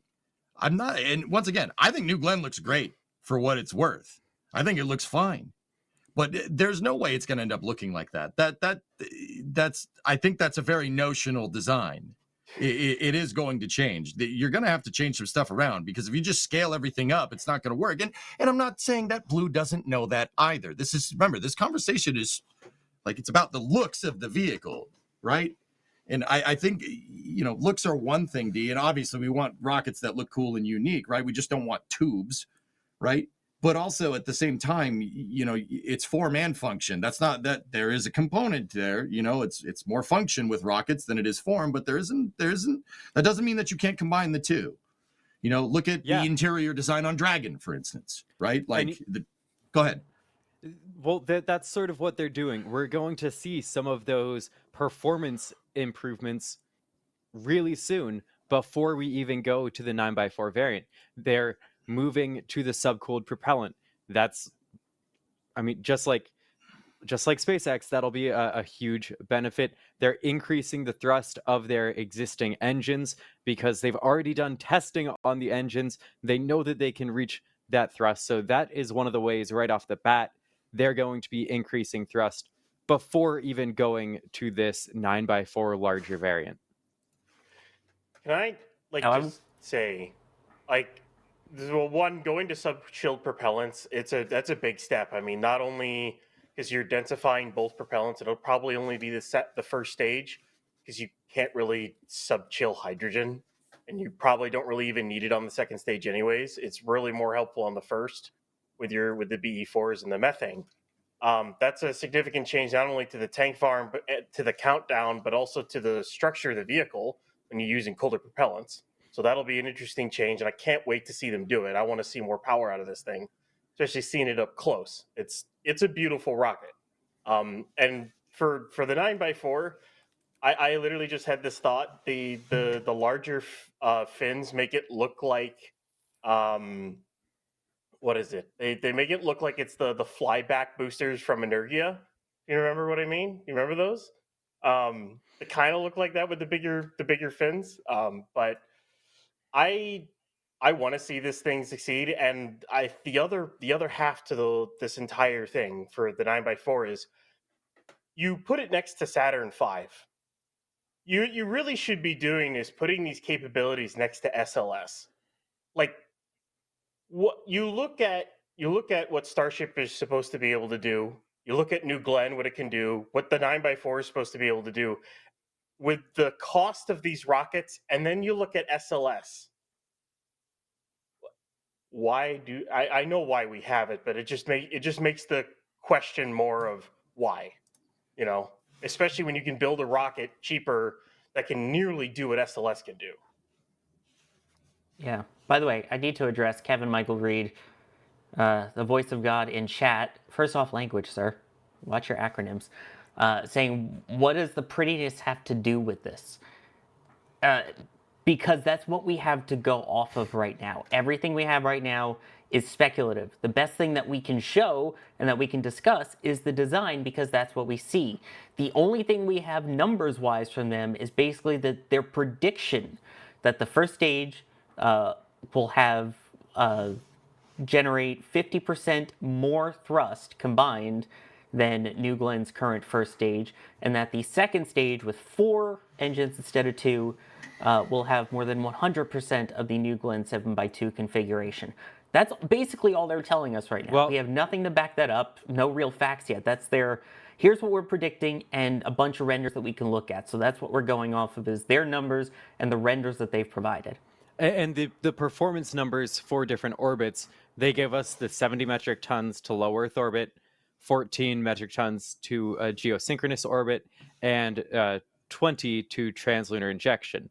So those are the numbers based on all of the testing and improvements and all of their plans and simulations for this future. But not everything will necessarily go to plan. Things will turn out differently when the real world comes and sees this rocket, I'm sure. But that doesn't mean it's not also something that can be improved. We've seen Falcon 9 has been continually improved throughout flight, and even with things like optimizing the landing and being able to then do RTLS missions when previously they had to be drone ship landings. So if that's their plan, whether that happens on the first flight or that's something that's worked towards 30 flights down the road, like it's exciting to see even more coming from New Glenn. And actually, with that sort of up close one of the legs, it's sort of interesting because we saw the legs with NG2 with the landing and how they sort of came out from the TPS. It'll be really cool to see how those external legs on top of the TPS seem to play with reentry compared to the really mechanically interesting integrated ones. Yeah. I mean, this is, it's an interesting design. I can't wait to see it fly. It's still probably going to be a few years out, so we'll have to see what they end up doing Yeah, when guys, those changes come in. yeah, no, sorry. That's what I mean. We don't have a lot to go off of right now. But you know, like, I feel like you guys are getting the vibe that I hate, like I'm hating on Blue Origin or something. I'm not hating on Blue Origin. I just don't think the rocket's going to look like that because of the dry mass problems aforementioned. And that's where I was getting confused. Like you comparing it to Starship. Like, yeah, of course Starship has dry mass problems. That's what happens when you make a rocket out of steel, stainless. It's 304X stainless. I understand that, but it's gone through iterations. That's the whole point that I was trying to make. That what they have there, that placeholder is not a looker. New Glenn, the 7x2, that thing looks great. This thing looks just weird. I don't think because of the dry mass problems involved with first stage trying to bring back a booster like that, right? I don't think it's going to end up looking like this. You're going to have to do something to compensate for the dry mass. That's the point that I was trying to make. Guys, I don't hate Blue. I want more rockets, not less. Like, just want to be very clear on this. It seems like that's the vibe that was given off. That's not what I was getting at. Yeah. By the way, Moto Kenzo with the real question here. Where's Jacqueline? Where's Jacqueline? It's in Port Canaveral. You know, it brought back There's the Jacqueline. first stage. It's just like several miles that way. There's Jacqueline. Oh my God, it's no longer on the ship. Anyway, looks like a splashdown. What? It landed! Hi, Ryan. Ryan Caden. James Yoder with a $5 super saying, Blue Origin smells blood with the recent Starship delays, failures. They think they can compete with Starship and replace SLS with one big vehicle. Is that the other Ryan I hear chuckling? Yeah, it's a little bit of a chuckle. We'll get to it, though. Yeah. By the way, this is from DY's on a boat. So that was the video there. So that was the evening before the return, and we went out for the sunset to get the sort of first up-close look at Never Tell Me the Odds, which super cool. And then we watched one of Blue's helicopters fly in and land on the deck of Jacqueline. We were positioned behind Jacqueline at the time of the actual landing, so we missed the landing itself, but we had it on deck beside GS1 and taking off, getting some of that video that we saw after it returned to port. Also, Boo cruise ships. Yes, we did also. We passed. So you can see the one cruise ship there, but on our way out, we did pass Carnival Freedom. Oh no. Yes. We were moving at speed into the ocean, and we saw Carnival Freedom, and it was a sad moment. Anyway, let's see. Space Pope, we were talking about the names. I like it. I dubbed the Huge Glenn. New Glennis? New Chungus? New Glenn Heavy? Glennis? I don't know. New Glenny. Well, no, that's when you see... Actually, like you Two know. Glenn. Two Glenn, Too Furious? Duke Glenn Block 2. Yeah, I like Block 2. That's not what Blue calls it, but I dude, 9x4 and 7x2. Please come up, please. I'm not going to complain about an accurate and descriptive name.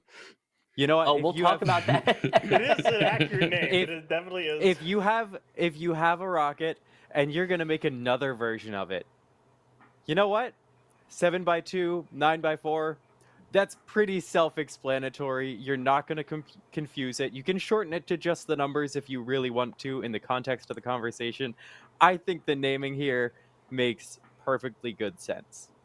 Hey, Starship Block 4 should be Starship 9x33 or 33x9, whatever you want to do. Please. There you go. Please, I hate it. By the way, 63% of the people actually like the design, 30% don't, based off of the poll in chat. The Thick saying it feels very kit bashy with the $5 super chat. Oliver coming in saying, when I see the design of the bigger New Glenn, I have to think of the rocket scene from Austin Powers. No comment. Serial Swordsman, the $10 super saying, I like the idea of 9x4. It's cool. please make the tanks a little wider. The engine section is too big for the tanks. There's no way that dry mass optimized at all for how long and skinny it is. I think that's what you were saying, right? Right, EJ? Oh, that's weird.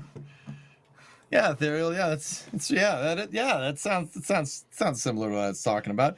For what it's worth, I also want bigger rockets. I don't hate this. I appreciate that Blue Origin's going to build something bigger. That's super cool. Don't hate that. Don't hate that at all. Don't hate that. The 8.7 meter fairing. Actually, dude, one thing real quick. I'm not going to try to talk everybody's ear off here for a second. I want to point out, 70 metric tons to low Earth orbit with an 8.7 meter fairing, and Starship, the Block 3, is targeting 100 metric tons to low Earth orbit with a 9 meter core, but a payload bay inside it, which I think it'd be fair to assume that it's probably like 8.5 to 8.7 meter diameter payload volume. That's a little curious. Not the fact that Blue is copying SpaceX or vice versa, but it shows where the commercial market is going. Clearly, there is a stakeholder out there in the commercial market, Golden Dome, that is looking for bigger payload bays and or bigger fairings. That's pretty obvious here. You got the two biggest heavy hitting players in the commercial space industry, both building rockets, next generation rockets with very similar payload capacities. You know, And EJ, you mentioned the Golden Dome. That was one of the specific things that was called out by Blue in their post about this. The exact quote. I was sneezing, D. Oh, sorry. Of course, I must have been hearing things. But they said that they will launch the 7x2 version alongside it, and the combination of the two will allow them to serve mega constellations, lunar and deep space exploration, and national security imperatives such as Golden Dome. So at least for some time, we can expect comparison, or we can expect the two flying together to meet all those potentially interesting or rather specific requirements that maybe or maybe don't exist. Who knows? I'm good with it, D. Like, bring on the bigger rockets. It's just I very much think that's placeholder. But yeah, I want to see 9B4s light off just as much as the next person. That's pretty awesome. I actually want to see more new Glens at this point. Like, can we launch that more? That's pretty good. Yeah, when you earlier were talking about the design and all that, I was gonna say I want to be right next to you during one of these new Glen launches and see what you have to say. I'll nerd out. I'm not, dude. I am no Blue Origin hater. So I've talked about this a lot on the stream on my end. I've talked to you about this too. We kind of started really covering this, doing space journalism stuff, and me streaming 2013, 2014 when we had nothing. We had nothing. There was nothing. You go up to the end of the last shuttle mission, we had nothing. And we talked about it a little bit earlier in the show. You see, NASA astronauts fly on Soyuz. Soyuz is a fine spacecraft. It's old, but seeing that happen and having no launch capability, and then maybe one Atlas V like every year, that sucked. That sucked. That wasn't fun at all. I will always advocate for more rockets. All right, whether they look goofy or not. The amount of Atlas flights hasn't really changed over the years, but that's a whole nother story. I knew you were going to say that. It's true. Whoops. But yeah. Did I say that? Sorry, Tori. Atlas is a beautiful rocket. Yeah, he's going to unfollow me now. I know. That silhouette thing you said applies. Atlas, it does. The silhouette on Atlas is...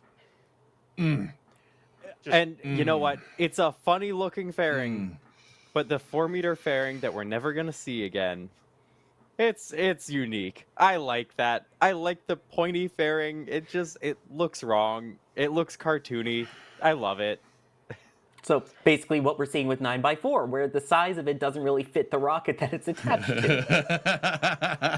It's cool. I like it. Bringing it full circle. Wrecked. The only Atlas V config that I don't like the look of is the N22. I knew you were going to say that. I know you were going to say that. Come on. Like, it's not even, doesn't even have the curve. It just has that, it just stops with the service module. It's like, what? Okay. Now, I get what you're saying, but also at the same time, this is less looks, more technical.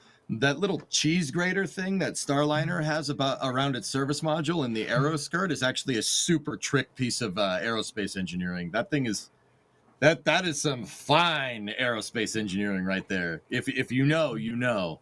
No, Yeah, I'm not fine going to elaborate. aerospace engineering attached to cruddy piece of space engineering. Whoa. hey, that was clearly a launch team optimization. Where the rocket goes or where it comes down is not their department. Okay. Thank you, Werner von Braun and Tom Lear. Thrusters. Anyway, Shazbert saying, hot take, New Glenn with 4 new Shepard first stages strapped to the sides. Yay day. I want to see it. Dear Lord. I don't care. Moldy. I want to see it. Get some mini drone ships for the new Shepards. They don't have to go that far. They're not going to get that much velocity. Just do their normal length of burn and give us 5 sonic booms. Moldy Space, we need your help in Kerbal. I want to see this now. Terrifying. Let's see. Roseanne DeVasco saying, thanks, Sawyer, for grounding the commentary. That's sad when I'm having to do the grounding of commentary. And anyway, we're talking about things that'll hopefully fly in space, so it'd be the opposite of grounding, but anyway.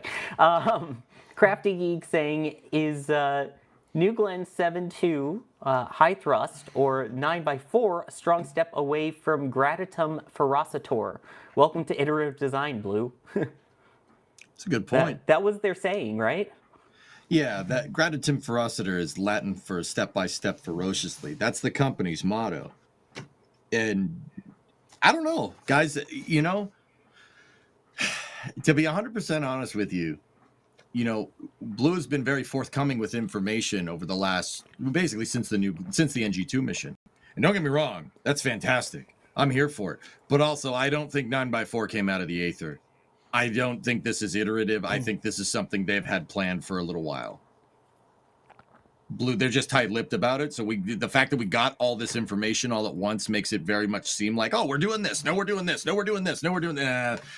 It's a big company, guys. They're doing all kinds of stuff. They're doing stuff we don't even know about. But that information will come out someday. Like D, you talked about it, the aero braking blanket thing. Like, oh, you're making that too? Yeah. Yeah. Somewhere Jeff Bezos is like, yeah, of course I was making that. Why wouldn't I be? It's like, all right, okay.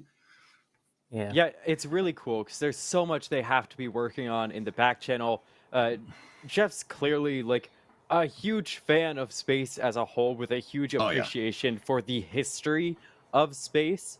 And so it feels kind of like Blue Origin is taking a little bit more of a measured path to reusability than SpaceX is with Starship, because SpaceX tacked on reusability to Falcon 9, and so now they're just going full bore with Starship, completely reusable. And New Glenn went the more proven path for the beginning, at least, but both first flights have been successes, and now we have the landing that happened on just the second flight, and so it's, I don't know, I have a lot of optimism that Blue will continue to move forward, and even if it's the announcements for that happen in renders at first rather than us spotting new things happening around Starbase and speculating,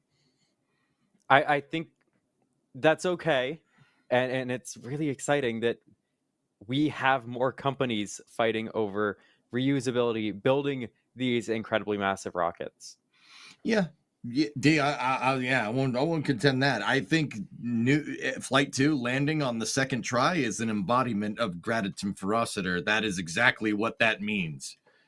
Do every step, no stone unturned, land the dang thing, second try. Pretty good, man. Pretty good. Yeah, that is pretty good. And again, iterative design, I mean, they've got a working spacecraft and they're building a new one to go alongside it. So I think, it's still within what they're going for. And I still like the idea of it. And then Tyler60904 saying, so with 9x4 being close to SLS by payload and Starship by height, what could their plan be with New Armstrong or even Project Jarvis, if that's still a thing? I mean, I feel like this is the priority right now. New Armstrong, if it is anything, would be out way in the distance. So I feel like right now this is the next big thing, is focusing on 9x4. Hot take. I think New Armstrong is on the horizon. It's a lot closer than we think. Ooh. Interesting. I do. I really do. And I'm not just saying that because I think 9x4 looks ridiculous, and it does. And if you think it doesn't, that's weird. No, I'm just kidding. I mean, I am weird. I know that, but Yeah, still. I know. I mean, I'm not. Like, let's be real here. No, I think New Armstrong is on the horizon. It's very clear that Blue wants to introduce a multitude of different types of launch vehicles to do what the company's mission statement is, which is build the road into space and build out ways to live and work in space. All right, if you really want to do that and you want to make that your business strategy, right, that's going to require scale. It's going to require a lot of scale. And 9x4, despite New Glenn just landing on its second flight, and then just them rolling out with 9x4 just all of a sudden, I would contend to say that 9x4 is a stopgap. New Armstrong is coming, just like Falcon Heavy was a stopgap to Starship. I absolutely think that, if they absolutely want to build the road into space, and, Jeff Bezos has talked about building O'Neill cylinders in space, which is just a gigantic, like, tube of a space station with, like trees and stuff on the inside. Like, I don't think that's happening anytime soon. But if you want to kick the ball in that direction, you're going to need to scale. You're going to need to scale fast. I think New Armstrong is a lot closer than we think. That will be interesting to see. And I do want to also mention here from Ethereal Swordsman from earlier with a side note, we now know Stoke's first flight is going to have a customer on board, and it's actually Astroforge, John Sellers' new home. Stoke's going to the asteroid belt on Flight 1 with a customer, which is pretty cool. That is actually super sweet. Yes, Elk. We're happy to see Elk do other cool things. I won't say his name. How did I miss that news this week? It's been such a don't know. busy news week with everything happening and everything Blue Origin. Anyway, I interrupted. Not like anything else happened at all, right? So, I know we need to talk about ambient temperature pressure testing. And I should point out the ambient temperature around us is starting to get very cold out, so make sure you stay warm this holiday season with the new NSF sweater collection at shop.nasaspaceflight.com. How was that? We've got our new sweaters in the shop, and of course we have the Falcon 9 one that you see there with the launch and landing, and everyone wants us to talk about Starship, so let's talk about Starship on a sweater. That was good. I like that. That was good. I'm just dragging it. I know people, I'm not even looking at chat right now. I know everyone's screaming at me, just get to the topic already. I will. The topic is we have a booster here that actually is going into the catch arms and being caught. It's not blowing up. Look at that. We have the second stage there. We have the actual Starship itself with the correct engine configuration. So yeah, make sure your ambient temperature pressure tests stay at ambient temperature wearing these sweaters. And you want to order them much sooner rather than later, because if you want to actually have it in time for Christmas, the sooner you order it, the better. If you want to have it in time before Booster 19 goes in for its testing, you got plenty of time. Too soon? Well, I guess, yeah. Let's get into it here. Put on your booster pajama pants from the shop, and let's talk about Booster 18. Ryan, fill us in here. Let's get into the nitty gritty. So, for those of you who haven't seen already, and I know everyone's been waiting around for it, Booster 18 has suffered an anomaly during what SpaceX called gas pressure system testing, but it's basically an ambient pressure test or ambient temperature pressure test. The ambient pressure test comes from Elon, like way back in the SN4 days. But basically what they do with this test is they load gaseous oxygen and nitrogen into the COPVs and into the tanks to pressurize them and to actuate all the valves, make sure all the lines are still working just fine, make sure all the valves work, because you want to make sure your systems are working fine before you load actual cryo into the vehicle. So, you need to make sure that that works just fine. as you don't want that with actual cryo. Well, it seems like they'd been spending all night doing it or so, and then around 4:04 and 55 seconds or so in the morning, a energetic event occurred where near the bottom of booster 18, you saw a big cloud of gas come out, and it kind of went up the vehicle slightly, and then it kind of went away.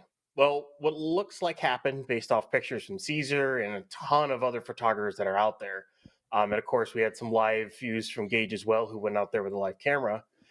It looks like the one of the larger chines on the opposite side from the QD, a COPV at the bottom of that chine looks like it blew up, and then it cascaded up the chine, basically causing damage to the tank wall, and then the pressurized tank then blew out. So you kind of had a blow in and then a blow out due to the pressure inside the tank, and the LOX tank ripped open. I never know. Some of you may be asking is, how is the booster still standing? Well, I think it's two factors. One is the awesome new transfer tube that they have that is nearly the size of a Falcon 9 sitting inside that LOX tank. And then there's also that smaller tank that's that landing tank, or I like to call it the stupid tank, but it has braces that's holding on to the side of the tank wall, and that coupled to the transfer tube is probably what's keeping the booster from tipping over. Which, while I guess it's a good thing the tip booster hasn't tipped over, it's also a bad thing because it makes it really hard for SpaceX to try to safe this thing. Really, really hard to. And as we have seen, they are going to try to hook up their Block 3 or V3 booster load spreader up to the top of it and try to stabilize it. What they try to do after that is anyone's guess. But that's kind of where the situation is right now. We probably will see them hook that up tomorrow, but Booster 18 is no longer a vehicle, and SpaceX doesn't have a single flight-ready booster built at all. So, if it's being held up by the downcomer, is this one actually an upholder? Oh, There you go. I'm sorry, I had to. Yeah, I get that on that. You were. I appreciate it. That's all I token had to awarded. say. I'll pass it back over. I had to hop in with that. So this is a live look, by the way, from our Rocket Ranch. From Rocket Ranch out there, kind enough to let us put a camera up to see this. Great place to also watch a launch whenever those come back. I guess it's important to remember because, talking about the implosion, explode, whatever it is, there was no propellant on board. There are no engines on board. So basically, this was just air. And it seems like another COPV issue here with just air. No propellant, no cryo, air. Am I understanding that right? Yeah, no cryo. It's just basically oxygen and nitrogen. There's no cryogenic fluids on board. There were no engines on board, and a very, very important part is no one was injured, and they were maintaining a safe distance and whatnot, working to figure out a plan to safe the site. It looks like the booster load spreader and I think one of the windy lifts basically went into Massey's. They're probably sitting by the entrance or so, as SpaceX formulates a plan to safe this booster. And I think they're going to hook it up to the crane, and then they're going to start cutting it, basically, and then they'll try to tip over what's left or something along those lines. There's like almost, you're not salvaging any of this. I know people have gone, well, cut off the methane tank and stick it. No, they're not going to do that. Just build booster 19. Just build that booster. You're asking a lot to take a torch and cut a bunch of steel and try to re-weld it, and tolerances for a flight vehicle, that's asking a lot to do. But the very important thing is no one was hurt, and SpaceX is going to try to figure this thing out. Now, the other side to this, and people I know will always go, oh, it's another COPV again, and that's about the only way the damage to the tank could have been done. The thing is we don't know why the COPV could have burst. There's any number of reasons. It could have been like Ship 36. It could have been one of the steel pressure lines near it bursted and then damaged the COPV, and it caused a cascade reaction. It could have been a weld line on the booster itself that punctured the COPV, but that's kind of a weird thing. We just kind of have to wait to hear from SpaceX what actually happened, because we can only really speculate what happened. But overall, if it really was a COPV, that's 0 for 4 on COPVs for SpaceX. You're talking, is it Sierra 7, Amos 6, Ship 36, and Booster 18. It's not good luck. We'll just go with that. So to wait. hop in with a slightly positive side, Sawyer, you were talking with this a little bit. Obviously, this isn't a good thing. Like, this is a setback. It will delay things. They've got a whole nother booster to build here. But the fact that there weren't 30 plus Raptor engines on here is a really good thing for the timeline. I think we've seen up to number 67 or 68 of the Raptor 3. I'm getting a couple different numbers, but we've seen up to less than 70 Raptor 3 engines. So that doesn't fill out all that many boosters. So at least those weren't damaged. The ones that were destined for booster 18 could instead go to booster 19. So that's a pretty good that's like the good part, in addition to, of course, nobody getting hurt. That's what's most important here. So we'll wait and see about the timeline. And then EJ, I think you had something to say there. Sorry. I was gonna say 0 for 4, Ryan. I mean, haven't they launched like Falcon 9 like 550 times? What That's did true. those have them? What did those have in them? Hopes and dreams? Sure. No, dude, I do agree. I think it's the COPV. That shine is gone. There's nothing left. If the tank depressurized, you'd see like charred pieces of it everywhere, dude. It's gone, and the COPVs are gone. They're Confetti. yeah, it popped.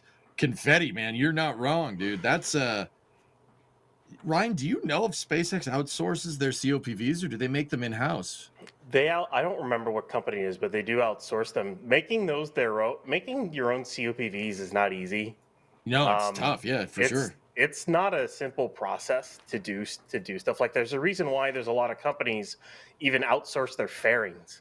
It's one of those things that where like SpaceX and Blue Origin make their own fairings, because composites can get tricky because of the tooling and whatnot that is required in order to make them.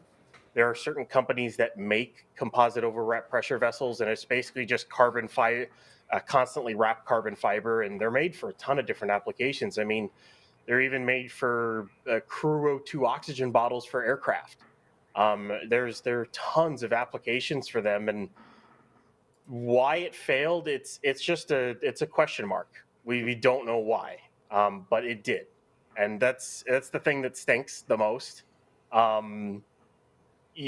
know SpaceX definitely was hoping to get Block 3 off to a good start, and to have it fail on a pressure test, just a gas pressure test, it's got to sting. But as we know with SpaceX, they will investigate it. They will find the problem. They will build the next vehicle and move on. They'll move on, and we'll get to Flight 12. This isn't game over, not even remotely. It just stings. Yeah. I do want to hit something here in regards to the COPVs. First off, Z30 Hungry came in with the super chat, but also just had a great comment in chat saying 18 times 2, 36. Interesting. Yeah. Booster 18, Ship 36. Coincidence? Yes. But they did come with a super chat earlier asking, is there like a broken COPV pressure sensor or something at Massey's? Because like all recent V2 flights that were successful didn't involve Massey's.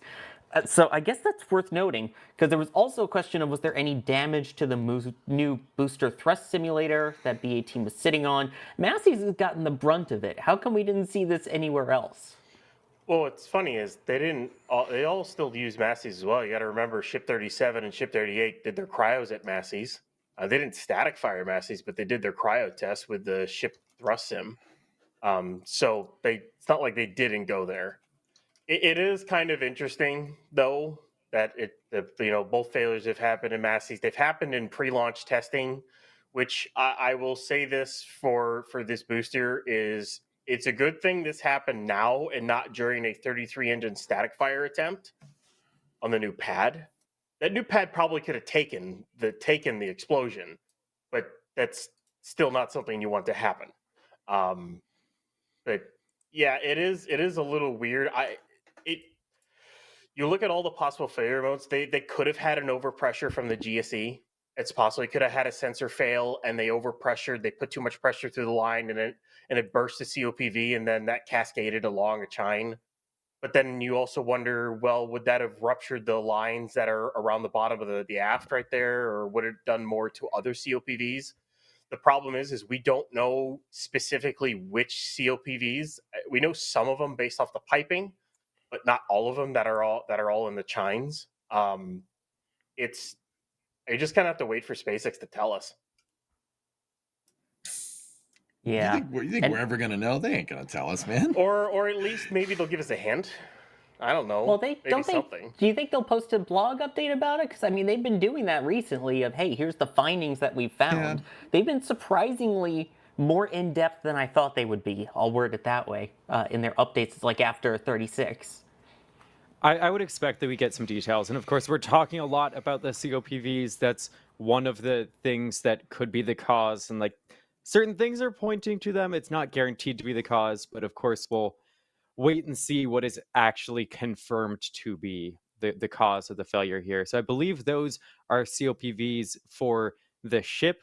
But they should be roughly the same for the boosters. And COPV is composite overwrap pressure vessel. So they're meant to hold a very high pressure. They're normally like carbon fiber mixed with, I don't know if it's an epoxy but another filler and bonding agent with layers of carbon fiber. Yeah, and Sorry if you hear the noise. Jake is making noise in the background. Apologies if you can hear that. Go ahead, Ryan. I was gonna say I'll say we don't know what the root cause is, the root cause of the actual failure, but I am pretty certain to say that a COPV blew up, at least one or a few, because you can see on the other three chines the COPVs are still there. They're still there on most of them. On the one chine that blew up, the COPVs don't exist anymore. They were turned into confetti. So the only way that happens is if they blow up. So something caused them to do that, but we don't know what. So we just don't know the root cause is the main thing on this. And then and I know everyone's going to ask the question, well, how much of a setback would this be? Well, if you take away the weight for the aft for booster 18, because it was the first Block 3 booster and everything like that, it took them about 2 months to go from the start of stacking of the booster to being over at Massey's to test. Well, so then you factored it in for booster 19, unless they're able to make it faster. That means booster 19 would be ready for cryo, assuming they started right away by the end of January. And then you still need to commission pad 2 because you don't have a booster to do that anymore on, unless they come up with like a way to modify 18.1, which is the aft test tank, with actual QDs to maybe test the QDs over at pad 2. But there's a lot of now open-ended questions, and I wouldn't be surprised if this delays it 3 months, 4. I wouldn't be surprised if it delays it till June. Because they can't test a lot. There's not all of a sudden they can't test the Block 3 booster. They can't test the pad. They can't static fire. They can't do any of that. They can't do a wet dress rehearsal. They can't do anything. They have no vehicle to do any of the initial testing that they wanted to do with. And not only that, they got to investigate it and figure out what happened. Well, here's a question that I keep seeing pop up. I saw Crafty Geek asking it, Six String Simpleton, a bunch of them. Have any Booster 19 rings been spotted yet? And what is the build state of Booster 19, given that 18, it seems like, isn't going to be doing the rest of the flying here? Well, we have spotted ring sections for Booster 19. We know they're in the factory. but as of right now, stacking has not started. The first sign of that would be the common dome section, and then the first 4-ring LOX tank section going into Mega Bay 1, so they can start the stacking. Until we see that, Booster 19 is in sections in Star Factory, and that's where it is until they start. So they haven't started stacking yet, but we definitely have seen ring sections for it. Do you really think June? Really? Yeah, that's an interesting number. Yeah, really. Really? Yep.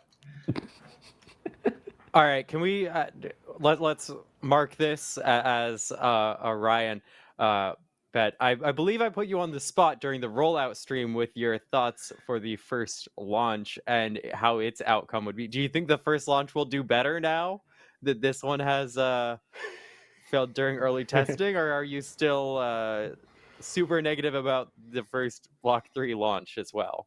Maybe finding this failure mode will make it more likely to succeed. I don't know. That's the thing is now they have more time to test all their test tanks. There you go. They can test the B18.1 to their heart's content even more than they already have. They can test 18.3 to their heart's content more than they have. And of course, there is 39.1, which is the new ship aft test tank, so they can test the new design of the ship aft. That is taking up the ship cryo stand from 39. So 39 can't do its cryo testing until they're done with 39.1. So that's delayed because I don't know why, but 18.1 is really taking a long time to get out of that cage. It's been in there since May. It's kind of odd. Chat, everyone is rebelling in chat, including Kevin Michael Reed. I want to hear your dates then, chat. When do you think we'll see this? Can I rebel on stream? Because I think June is incredibly pessimistic. Like, please do. Let's hear. I want to hear everyone's thoughts on this. Yeah, I mean, we saw with ship 36, it had certain advantages with the next ship being ready, which that can't be understated. But the idea that we're gonna have 5 months of delays from a booster failure that didn't cause massive damage to a test site, I see that as incredibly pessimistic. So I'd need to look at the actual timeline for how long it took for Booster 18 to get stacked and ready for this testing to have a better idea, but June feels incredibly pessimistic. March, April, maybe. I'll remain positive, but really, June? You actually think we're going to be in June? We're not going to get anything until next summer. Okay. So, I give it 2 to 4 weeks to investigate, figure out what happened. I think they could figure this out in 2 weeks. That's not that big of an issue. So 2 weeks, you're into December, and then you start stacking Booster 19. Give it 2 months to stacking and get ready for testing. So you're into middle of February at that point, just for cryo testing a Block 3 booster. I don't know where Ship 39 will be at that point. And then what you need to do is then you need to get it out to the pad, get static fire testing done, or at least alignment checks, fit checks. You have to commission the new pad, the new tank farm, all that stuff. Get engines installed, do your static fire testing, which I expect a couple of static fire tests because it's a brand new booster, clean sheet design, all that other stuff. And then alongside that, you then have to get the ship out there, stack it, and then do a wet dress rehearsal or two. And then you're ready to go. And at that point, I would not be surprised if you're 5 to 6 months out. I would not be surprised. Could they do it quicker? Sure, they could. But I remember when I originally said March, and that was if everything went right. Surely everything has definitely not gone right at this point. You've now lost your booster, and you got to build a new one. So that's just me. By the way, I love the options in the poll. Flight 12 is now February, March, April, or Weber. I think there should be one more option in that poll. Just for Flight 12 will be within 2 days of Artemis 2. Oh, I will get behind that 100%. It's a scary, scary conflict that I really don't want to happen because I need to be at both of those. could just split yourself in half or clone yourself. It's fine. And that's also assuming they won't just continue stacking the booster for the time being as they search for a root cause. What, like, are they going to have their employees doing nothing? I don't think that's likely. They might as well continue stacking, continue working towards everything with booster 19, and, maybe leave off the COPVs, maybe wait with the plumbing, do as much as you possibly can to have readiness with booster 19 as the investigation is ongoing. Once a root cause gets found, who knows? Maybe it is a testing failure. In the event that it's a testing failure or something in that regard, then they've got booster 19 more ready. I feel like they will keep moving ahead during this investigation to be as ready to be launching Block 3 as soon as possible as they can be.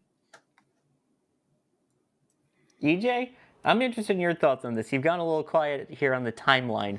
What do you think? And I'll give my opinion after. Oh, people! You know what? I already pissed off a bunch of people with saying 9x4 looks ridiculous. I'll be that guy. I think 19 is gonna be ready by Christmas. What? Yep, I'll be that guy. Okay, let me specify. 19 or Flight 12? Oh no, Flight 12. Flight 12 is probably February or March. No. Okay, that's why I wanted to check. Yeah, no. That's no. I'm a little crazy, but I'm not that crazy. No, I think that booster 19. We know that the parts are there, and they are. I firmly believe, like Ryan, you cited a 2-month time on getting booster 18 put together, but that was the first one. You got to come up with a processing flow. But for putting these things together, Block 3 might as well be a clean sheet design. It bears no resemblance except being tube-like to It's 9 meters. yeah, steel. exactly, dude. There's no interchangeable parts on this thing. It might as well be a clean sheet design. You're gonna have to figure out a new processing flow for putting that dang thing together. In Booster 18, I think the reason why it took 2 months is because they were figuring that out as they were going. That and 18.2 was doing whatever it was doing in the birdcage, whatever it's still doing in the birdcage, right? I think that even if 18 is going for cryo, like 18, even if 18 didn't pop, right? They were already going to put 19 together. It's just it would have just be the next booster up. SpaceX has to get their flight cadence up. They have to. You cannot keep having stuff pop on the test stand. You need to move people to the moon in 2027.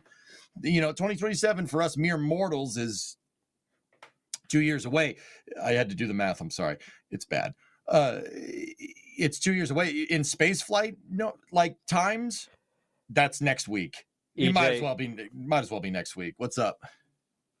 2027 is a year, a month, and 10 days away.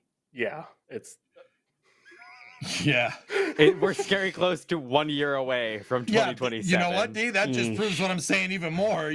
I'll take the L on that one. But if the point, that's what I mean. The point still stands. You can't have stuff doing this. You have to figure out. They have to get 19 out there, and they have to figure out why it broke. They have to figure that out quick. You have to go fast here. You're not going to scale your flight rate if you keep running into stuff like this. So the actual time, and because I said 2 months because it was they waited a while for the aft to be ready because it was you've seen how much different that aft section is. Like you've seen it. Dude, it is not the same. That is a clean sheet design. That's a brand new booster. There's no resemblance. The actual stacking time was 5 months, 16 days. But you had to wait for certain parts to be done. And I'll even tell you this, and it's part of manufacturing the new booster. If you go look at the top of booster 18, where the grid fin sockets are, you will see a bunch of grinded off areas. That's because when they originally built that hot stage truss section, they put a bunch of temporary stringers over those ports in their fabrication process because they were learning how to do it. If you look all over that booster, you see grinded off locations because they welded parts on while they learned how to build the dang thing. So yeah, they could probably do it quicker. But I'm going off of how, a little bit slightly condensed timeline from what they did. I hope it goes quick. The thing I don't want it to do is go too quick and then they lose 19. too. That's Please fair. Don't. Please don't. Yeah, that's fair. Like, and this is the one thing that I said when every time we've talked about Block 3 overleave in ever since they started talking about it and all these design changes, especially the amount of design changes with boosters, please take your time. I originally wouldn't have cared if it waited till June. I wouldn't have. If that meant they tested every little component, they took their time, they made sure this new design was bang on, it was good, and it worked perfect, I wouldn't have minded the wait. It would have worked, and then you get off the ground running.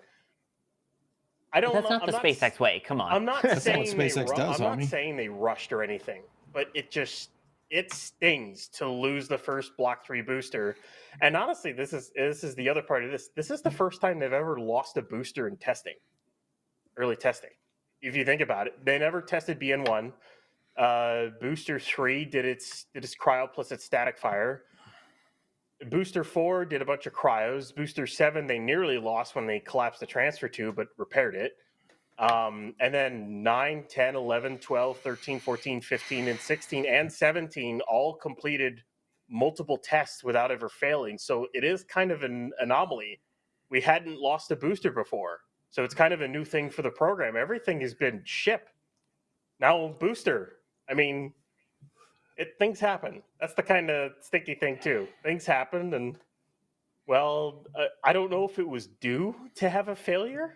I don't know if that's. Don't think that's a thing, but it did. So I think we have a special guest with a question that they want to ask you, Ryan. Where's Ryan? Where is Ryan? So I have a question for Ryan. So between the first and second Block 2 ship, what was the difference in build time? Because we're talking about the first and second Block 3 boosters. Now, I know it's different because the first Block 3 booster unboosted. But like, how did that compare? the first and second Block 2 ships, they were actually all the Block 2 ships were around 5 months from the start of stacking to flight. Just about all of them were within the 5 to 6 month range. It never really changed much. So the question becomes is how does that change with booster? I don't know. The one thing that always they did with booster, especially later on, is they significantly increased the time. So in the past, it used to take them a year to go from start of stacking the booster to it being ready for flight. With booster 17, let's see here, they stacked booster 17. They started on January 4th, 2025, and then they finished on March 4th. So it took them 2 months to stack that booster, and then it took another month to get it ready for cryo. So 3 months for booster 17. They got that down to more or less 2 months on 18, which is impressive considering how much of a new booster it is. Like, oh yeah, we're used to stacking the boosters. Yeah, this booster stacking thing is different because the LOX tank's bigger than the methane tank. So it's impressive that they went faster. Did they go too fast? I don't know. That is a question. But I would like to see them go quicker as long as it's safe and the vehicles don't blow up again. We'll go with that. Let me take a moment, thank some people here, and get some questions from along that line, too. Let's see. Ethereal Swordsman, by the way, saying, don't feel bad, D. We got the Stoke Astroforge news just earlier today, hidden in a new Burger article. Rosebud saying, so grateful Massey's remains intact, which is very true. Anonymous getting, I believe, a TPS phone case from the shop saying, I like what y'all are doing. Keep it up, specifically your Starship stuff. Thank you very much for that. Drunar, am I too far down the rabbit hole that Jeff Bezos dropped a Dr. Evil looking rocket comparable to Starship with 9 times 4 equaling 36 name? Which along those lines, Tyler also had said 9x4 seems more for Orbital Reef and Blue Moon in the short term, 7.2 may be underpowered. As opposed to this, B0 AWS saying, cut up the popped booster and sell pieces to fans, question mark? I'll take it. So what do they do now with Booster 18? That's my question. We have it there. Like you mentioned, Booster 7 had its anomaly during testing, and they were able to repair it and actually fly it. do we maybe see them try to repair this and fly it further down the line? Maybe go booster 19 first and then try to get 18 back in the mix. I think what they're going to do is, because they rolled out the Block 3 load spreader, what they'll do is they'll use the LR 11,000 crane that's at Massey's. It should be a high enough config to be able to grab onto the booster with it. And luckily, they don't need the windy lifts for that load spreader. It's more, if I remember correctly, it's an automatic thing. So it'll literally grab onto the hot stage ring truss on its own. So that's safe-ish, considering the state the booster's in. And then, honestly, I think their best play is to try to erect some sort of scaffolding or just take two windy lifts and hand cut with torches the methane tank off the top of the booster, set it down, and then find a way to grab a load spread. And then if they think it's structurally sound to do it, they could try to roll the stand with the LOX tank somewhere, or you just have to grab onto the common dome area with another load spreader and then try to cut pieces off, or you just tip it over. I don't know if you could tip it over, though, with that transfer tube. It depends on what state it's in, how intact it is in. It's a very precarious operation that they're about to embark on. It honestly would have been better if the thing tipped over on its own, but it didn't. So it's a very dangerous situation, and I hope SpaceX really takes their time, gets this done right. It's not safe. It's not really a safe vehicle, at least by the looks of it. We'll put it that way. The site is blown out. You wouldn't want to be around it right now, but with that said, they're clearly figuring out the steps to bring it down in a safe manner. They're not going to put people just standing there when they don't have an understanding of how strong it still is, what could happen. Like they're going to keep people back and at a safe distance until they have it on the ground to be transported. With that said, as far as souvenirs, I think any of us would so gladly take a piece or all of it. Not that we necessarily have room for all of it, but maybe they want to just drop it off at River. I'm sure we'd take it. Yeah. Cut the methane tank off and drop it off at River, and we'll use it as a space to sit in. Well, it's got a lot of room. It's 9-meter wide tank. It's at least a decent amount of room in there. Addressed to John Galloway, 1 NSF Way, Starbase, Texas. It might get a little bit warm in the summer, though. That stainless steel under the sun, I feel like that would heat up a lot to be a comfortable living area. I know how hot the container gets. Yeah, I don't want to be in that. I mean, install air conditioning. That's HVAC, the electric bill. Solar. We can just use solar. Somewhere. Dawes is like, I just picture Dawes in my mind just sitting down eating dinner and just going, "What? No. We don't need to do that." Yeah, he's not even watching, but his DOS senses are tingling. Yeah, maybe we just need the bottom section so we have some nice airflow with every breeze that comes through now that it's wide open. No, use the inner stage. That's how you get the airflow coming through. For the hot stage ring, flip it upside down, lift it a little bit, use it as a canopy. I'm in. I like this idea. Just look how just use the top of the dome, get the airflow coming through the hot stage ring, and boom. I mean, SpaceX has a table made out of a grid fin at Hawthorne. I mean, it wouldn't be the first time they've used various rocket hardware for various canopies. So, and with it being upside down like that, you have the top of the dome that could be used to collect water out there. We could use that to clean all the solar panels without having to truck out our water quite as much. I think this is a great plan. I see no flaws with it. There we go. You know how to find us. Next chat goal, the 10 blue super chats means we get to use a canopy for our Starbase stuff. Oh boy. Every time I look at pictures of that tank blowout, I am just amazed that it is not tipped over. Seriously, every time I'm like, how is that thing still upright? Like that is like you have to realize how big this booster is. It's a 70-meter tall booster, 9 meters wide. You know how big that hole is in that tank? Like that's huge. I think the transfer tube is what's keeping that thing up. The upholder, yeah. Yeah, The upholder. yes, yeah, precisely. Yep. D. Yes. Yep. In I mean, I guess that speaks to the build quality on that part at least, and again, that's something that SpaceX built themselves. As we mentioned earlier, they don't themselves currently build the COPVs. At the rate that these explosions are going, do you think maybe they get into their manufacturing game? Because right now I believe Luxfer is the company that makes their COPVs. I don't. Go ahead, Ryan. You say. I'm curious. It's like there's going to be a decent investigation into what happened here, and I wish SpaceX would tell us exactly what happened, like down to the millisecond, because they'll have it via sensors and cameras.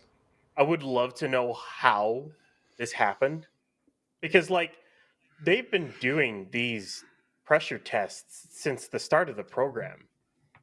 And and I'll add this hilarious part to the thing. We go all the way back to the beginning of the program. This is the shortest test campaign of any vehicle in the history of the Starship program. It was literally rolled out to Massey's not 24 hours before this accident happened, maybe 26 hours. Like that's the quickest from build to scrap too, I guess. But it just kind of yeah, it just kind of stinks. I think that's really the biggest point out of this whole thing. It really stinks to see this damage, to see this booster like this.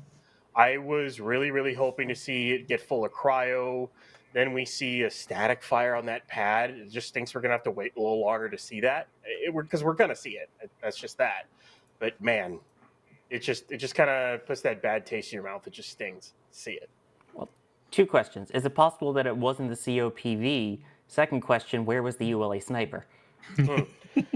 Well, on the note of it maybe not being COPVs, I've seen a couple people mentioning how the steel is blown outward. So do we want to talk maybe about how a COPV rupture could cause some of the steel to be pushed outward rather than it caving inwards?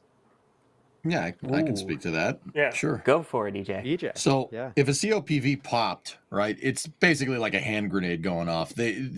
Composite overwrap pressure vessels, in just anything that's carbon composite, it shatters. It shatters like glass. Metal tears, all right? And there's something to be said there. Like, if you think about that for a second. So obviously from how the depressurization went from the footage that, our cameras got, it's definitely at the base of the vehicle.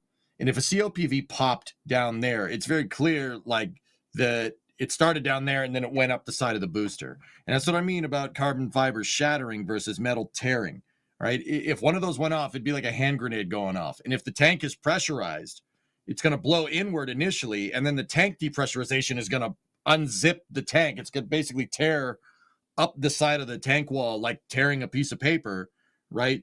And it's going to blow out, which seems to be very consistent with what we saw. I mean, I'd be curious to see, like, if we ever get to see this booster moved or anything, if, like, down the bottom there is an inward blown metal, maybe. But it seems very clear, like, that the COPV is just shattered into a bajillion pieces. Like I said, it's like if that thing goes all at once, it's like a hand grenade going off.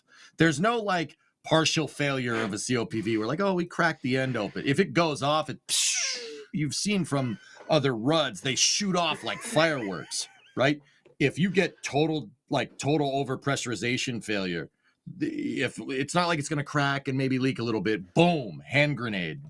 So, the COPV exploded, punctured the main tank, and then the main tank blew out. And any parts of the Starship that was blown in from the COPV would have immediately gotten blown right back out.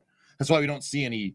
That's why you see everything just kind of out, and the metal seems to have torn right up the line of the chine that seems to be in pieces in the river, and some of it's like over there, some of it's by some testing equipment. cold gas flight termination system. It's a thing. You heard it here first, guys. There you go. That's basically what it was. Someone just said that's now the window section for Starship. Where does the COPV go? That's right. It goes in the blown up hole. It goes in the square hole. It goes in the square everywhere. dumpster. Is where it goes. everywhere. It goes everywhere. It goes in the everywhere hole. Here's an interesting comment, by the way. I want to bring this up from Drunar, who says, subcontractor here.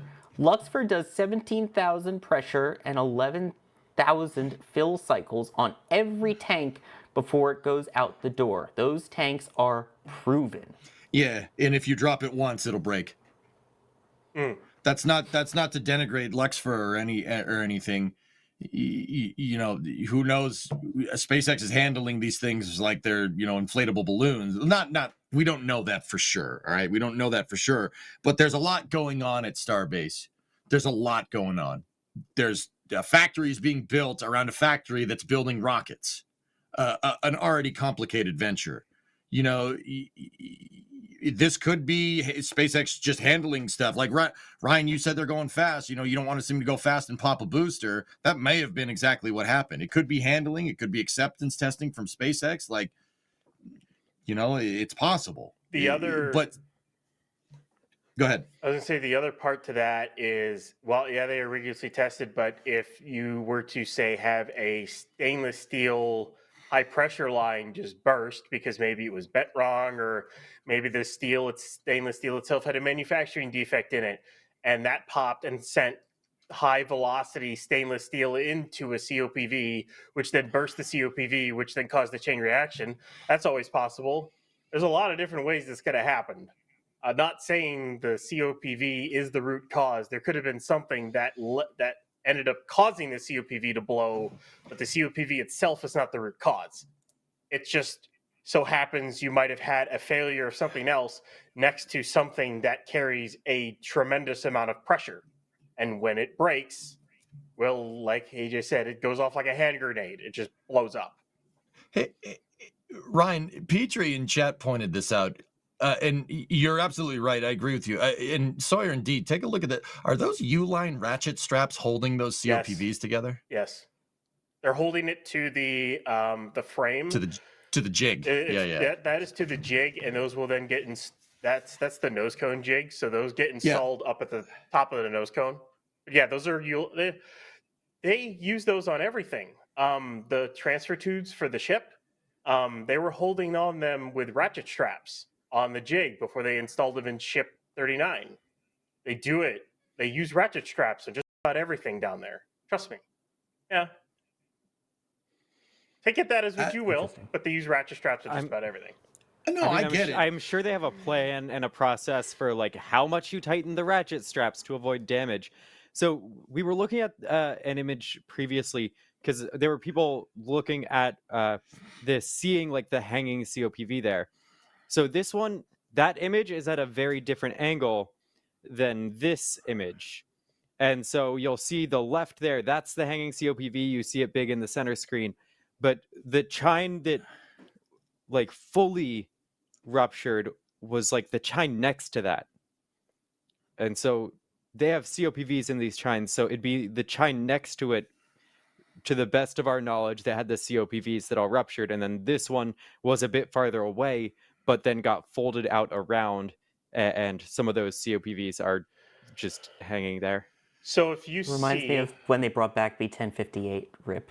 So looking right there, so you have the chine, and then you see the mounts right next to it. That is the methane autogen press line for the methane tank. Because on Block 3, they only have one line per tank now. So that one goes all the way up to the top of the methane tank, and that's what you use to pressurize the methane tank. And then beyond that to the side, if you were to keep going right, would be another chine filled with COPVs. That chine no longer exists. That's where the rupture happened. All the COPVs in that chine either got thrown away or blew up. And that's where the tear basically happened. So that's why we think it's a COPV, because I don't see what else does that much damage to a tank wall. Yeah, and Ryan, another thing to mention, the the side that popped, guys, doesn't have the vertical seams on the stainless steel. It's on the other side as far as I can tell. So like SpaceX buys the rolls of stainless, right? The 304X stainless. And what they do is they undo it like you have a roll of tape, right? And they make it into a ring and they weld the ring vertically with a TIG welder or a tip welder on one side. And then they just stack those rings on top of each other. There is a vertical seam. I don't believe the vertical seam is on the side that popped. No. Which is very. What's that? So what they do with that, and if you go back to that picture, you can actually see some of the vertical seams for the rings. So basically, are they on that side or not? You see them right there, right next to the chine. You see those marks that go up. Those. Are you sure that's not an internal stringer? I'm sure, because what they do is they put the thing together, and then there's a doubler over that ring seam, and then they stagger them. They stagger them as it stacks and goes up. Correct. So Yeah. they're on opposite sides of the vehicle, because if you did it on the same side, then you could get the unzip. So they stagger them. They've been doing that for Yeah. That's what I'm saying, Ryan. Like you can see the seam there. It's still intact, which means it didn't blow up on the seam. No. When if a tank had failed due to the point that I'm trying to get at, dude, is that it didn't blow up on the seams. The point that I mean is if the tank had popped from internal pressure, it would have blown. The seam is the failure point. That is the weakest point. Okay, I get it. If you're a rocket nerd out there, you're going to be like, when SLS was testing the hydrogen tank. Now, the hydrogen tank on SLS, when they were testing it in 2019, I think, they put it in a giant can crusher, similar to what SpaceX has, to see what happens. To see when and where it failed, to see if their prediction was right. That tank they compressed it overpressurized, and it failed on the seam. Now, once again, the SLS hydrogen tank is aluminum. I think it's either 7,000 aluminum or aluminum lithium, and it's stir welded. It is a little bit different, but it did fail on its vertical seam at overpressurization. If this was if the LOX tank was overpressurized, it would have failed at the seam first, and we've seen that from prior Starship failures. That's really where it pops, right, Ryan? We've seen it fail along the weld seams, and we've seen it also just burst the tank open. I mean, it kind of depends on the quality of the metal and all that other fun jazz. But yeah, more times than not, usually would fail on the seam. Yeah. I mean, there's going to be a lot of discussion about this coming up. We have Starbase Update, of course, coming up Monday, where we'll go more in depth into detail on this as well. I want to thank some people here as we continue discussing all of this. Sandrine earlier saying, question for later, what do you think about the second hearing of Jared Isaacman for NASA on the 3rd of December? Oh, that is going to be a spicy flame trench. I'm sure we will discuss that afterwards. Ryan Rude, not talking to you, Ryan, coming in with the $2 super chat. Thank you very much for that. Crafty Geek with a $100 tip at tips.nasaspaceflight.com. Goodness gracious. Let's go. Woo, thank you. Saying, towards the awesome Starbase coverage of B-18 safing and decommissioning / scrapping ops. I know it's coming in the next few weeks. Really curious how SpaceX will manage this. Do y'all think it'll be off the stand before Thanksgiving? I think so. It might be. It depends on how. Yeah, I think it should be. If Ryan says maybe, then it's a definite yes. But we shall see. Tyler coming in with a good quip here. This new termination system works better than Flight 1. But most of the vehicle's still intact. It's true. So, it's not wrong.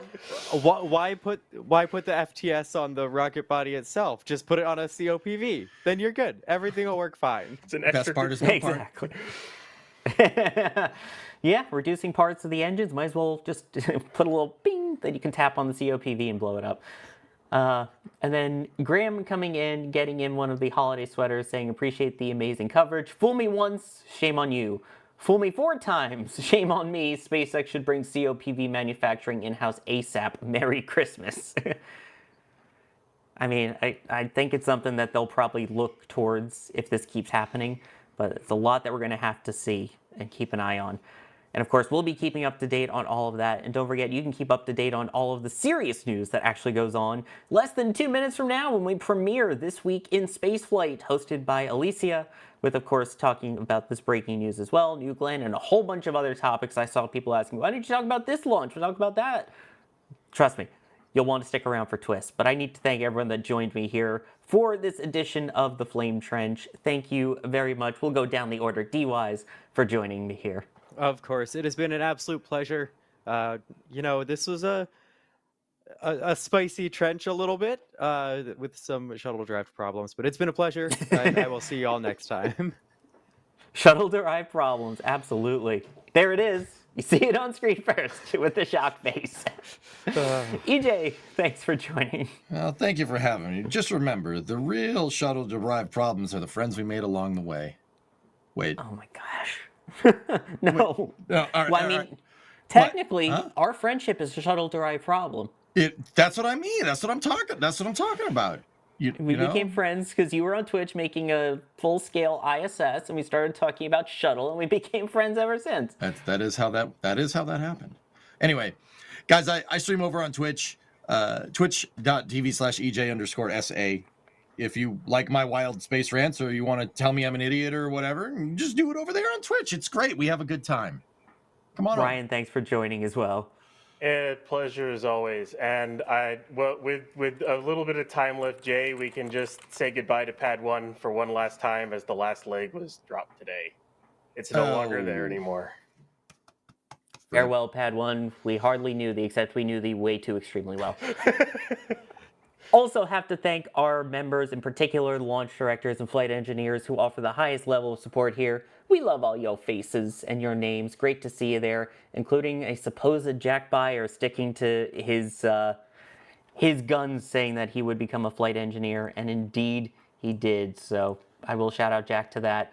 Hop Haste, can we use Booster 17 rings with Booster 18? Frankenstein it up?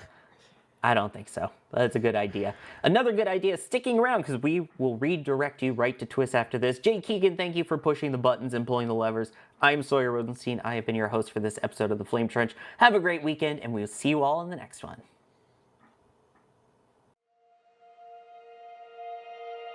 And here we go.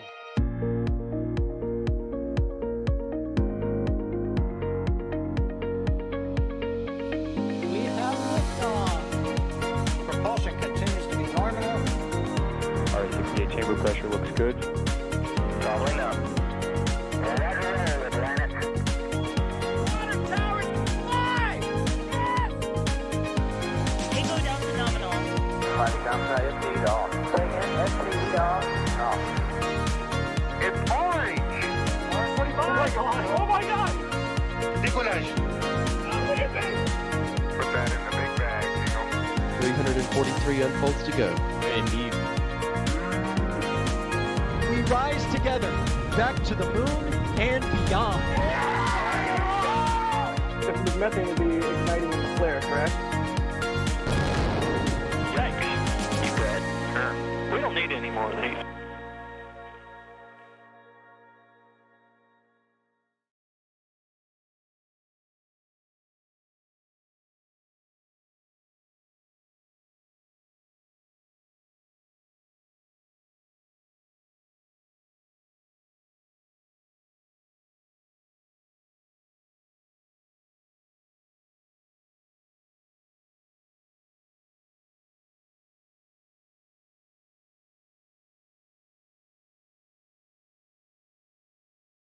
We're clear.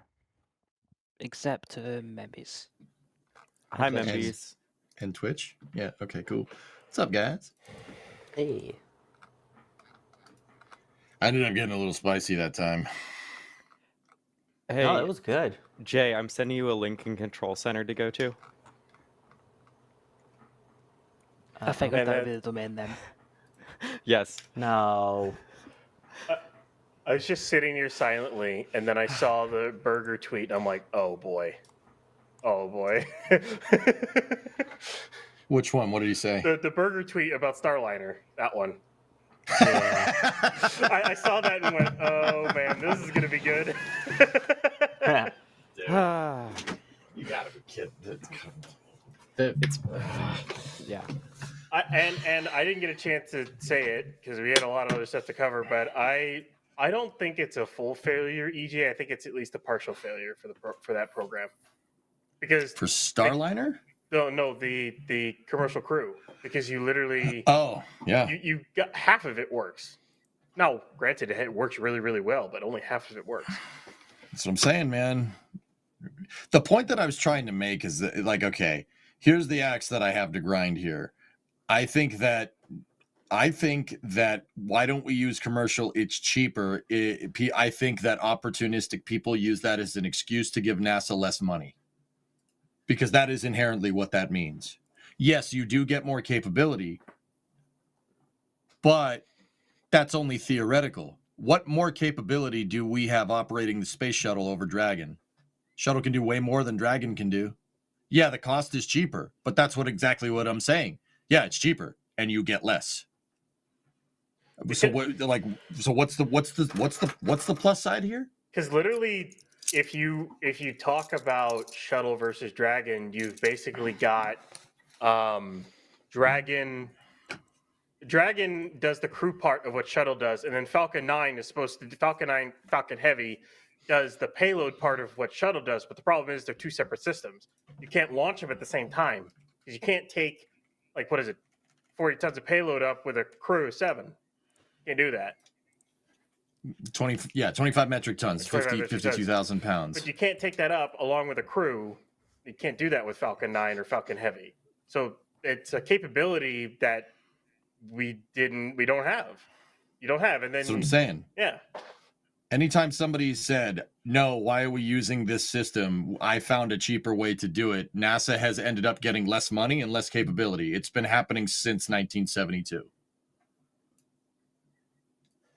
I'm just putting it out there. Like, you know, if they had just kept going with Orion and Ares, then we would have redundant dissimilar architecture at this point. Even if Orion was delayed and it took freaking forever and Ares 1 turned out to not be as, safe as we thought and they had to fix it,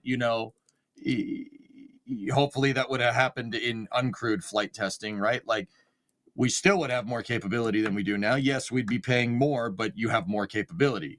That's what I mean. It's a zero-sum game with spaceflight. You get what you pay for. And I know, maybe I should have said that. I don't know. Yeah, the other part too is throwing away the RS-25s. Should just used made crew rated RS-68s, but here we are. I mean, that's what the RS-25E pretty much is. It's a crew rated RS-68, which is ridiculous, but whatever. I mean, not as powerful though. Those are powerful hydrogen engines. Yeah, RS-68s are goated, man. They're really awesome. Like 3 times the thrust of an RS-25, aren't they? Yeah. Yeah, you would have had so much more capability out of Ares 5. What was that? 140 tons to Leo is like 180. It was like 70 to TLI or something. It's ridiculous. Yeah, dude, it's just absurd. And and then, dude, they would have used Altair, cryogenic lander, to do your circularization burn, so you wouldn't have to worry about Orion using the SM to circularize in low lunar. The real life LSAM. Yeah, exactly, dude. So that that bigger lift architecture also renders Orion not functionally frigging useless. Like Constellation, if it had actually went, the only thing about that program that was kind of iffy was Orion. It was Ares 1 with Orion.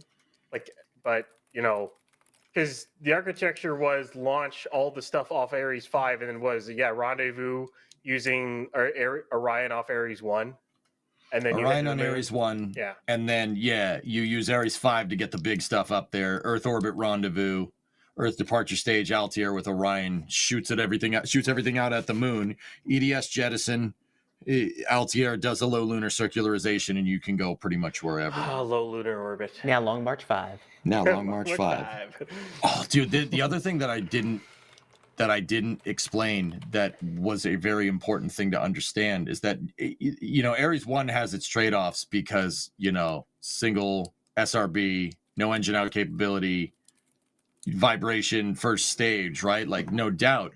But Ares 1 would have helped offset the cost of Ares 5 development because you're using Ares 1 to develop Ares 5's upper stage engine and first stage engines. Think about that for a second. 5-segment SRB development would have been concrete. It would have been super reliable. You wouldn't have it blow up on a test stand. Oops. That's weird. Yeah. You see, right? So Yeah. Ares 1 was supposed to pave the way to Ares 5 development and help push the cost of building a super heavy launch vehicle so we wouldn't have to incur billions of dollars to build one. And we decided that was dumb and then incurred billions of dollars to build one anyway. And then human rated it on top of it because we hate ourselves or something. I don't know, dude. It was, oh man, just like Did they ever get- the other half to the whole New Glenn discussion too. And it kind of goes alongside Ares 5 because with how capable Ares 5 would have been compared to what SLS is, which is just every time I look at that rocket, I get mad at it. And then you see Blue go, here's a rocket that can do basically half what SLS can do for a fraction of the cost. Oh, here you go. And it'll probably be online in like 2 years, as much as the looks of it are just kind of a little wonky. Like the capabilities of New Glenn, like I want to Really? see hardware for it. I want agree with to D. see hardware for it soon. But like maybe they'll get more out of it. Maybe when NX4, once they sub-chill their propellant, they get their upgrades through their engines, maybe they go, oh, wait, this thing can do, like... And because they also they'll refine their mass stuff, too. Wait a minute. Did you just call it NX4? Sure. You been watching too much Star Trek on us, Ryan? Probably. Yeah. Okay, cool. No, I know what you meant. Yeah, I agree. And, dude, like, what I was trying to say is that, like, look, it looks ridiculous now, but it probably won't look ridiculous later because they're running into some huge. You're gonna run into some huge mass problem scaling your wings like that. I'm pretty sure it's placeholder, but yeah, I kicked the bee's nest with that one. It looks like they took the Tundra mod from KSP and stuck Falcon 9 landing legs on the end of the thing.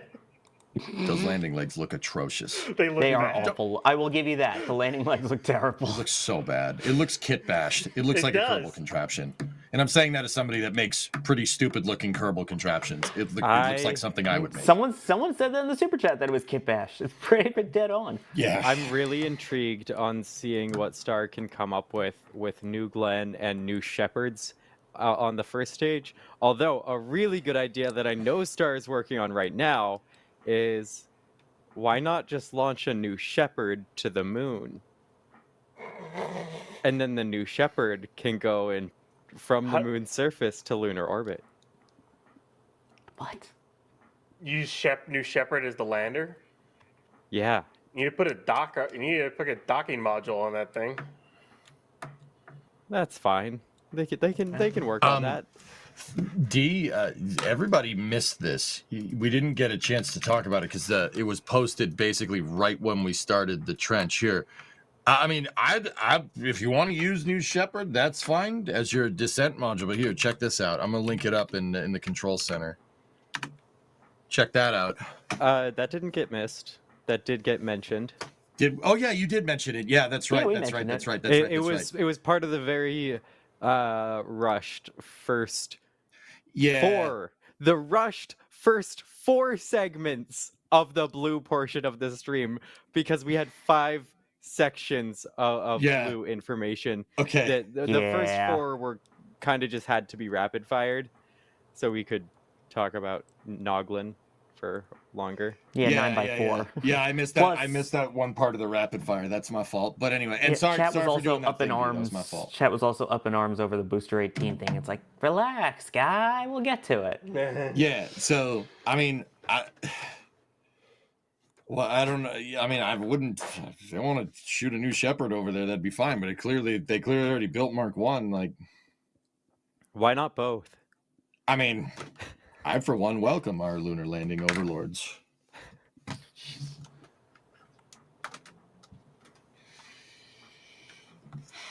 I just, I don't really understand what Blue is about. Like, because they're tight-lipped about things, it's hard to kind of understand what their architecture is. Like, what do you What are you doing?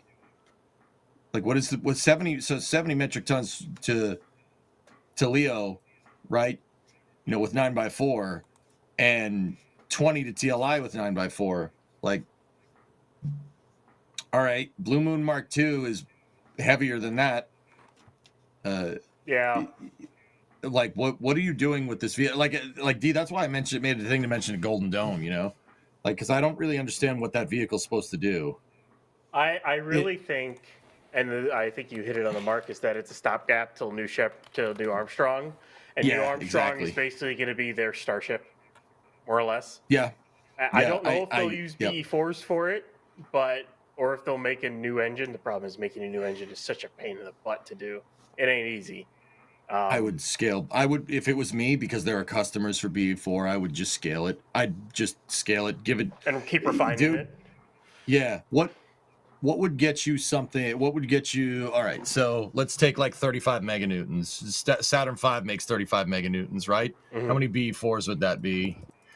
35,000 kilonewtons divided by 2,400 kilonewtons. You'd need 15 of them. They could fit that in like a 10 meter. Yeah, see, you 12? stopped. I stopped too. So like basically you're going to be making an N1 like stage where it's going to be really fat on the bottom and then it's going to go up. Cuz what's the size of the 9x4 of the aft section? I'm trying to know. I don't know what the size is. 9 meter. So that's 9. So go up to 12. I would say 12. Yeah. Go up to I'd say 12 meters and then 12, make 10 meter tanks. That would look sick. Not 12 meters at the bottom, make 10 meter tanks, methyl ox for the first stage, and then you could keep using the BE3U. The amount of thrust they're able to get out of that engine is stupid. Dude, now that I'm really thinking about it, I was just like remembering off the top of my head, like some pictures that Max had of, New Glenn rolling back, right? Like, 7 BE4s are not taking up a lot of space on the bottom of that thing. The spacing is quite wide on the BE4s. You might be able to do 10 meter core all the way up. 10 meter engine section, cool. 10 meter core. That look cool. Oh, I mean, but what would your configuration be? You need 15. So outer ring of 10, inner ring of 5? And 1? We'd have to have someone model it, see if it would fit. And you still have enough room to gimbal.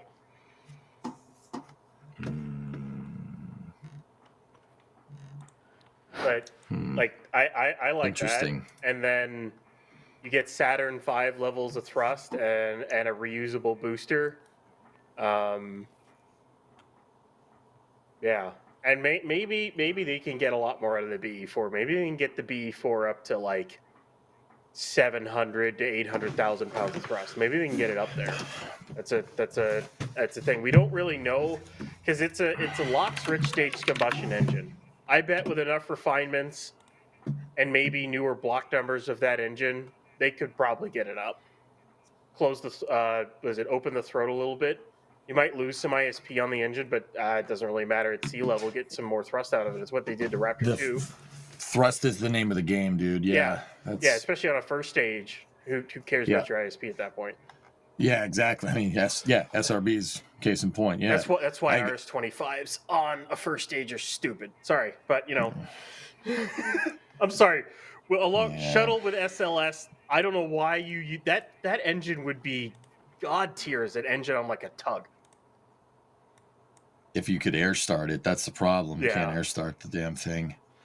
I think shuttle engines would be great as an SSTO. Like if you did a scaled up version of like Stoke's second stage, but like instead of one engine with all the things, just a ring of shuttle engines and an aerospike config, that would be disgusting.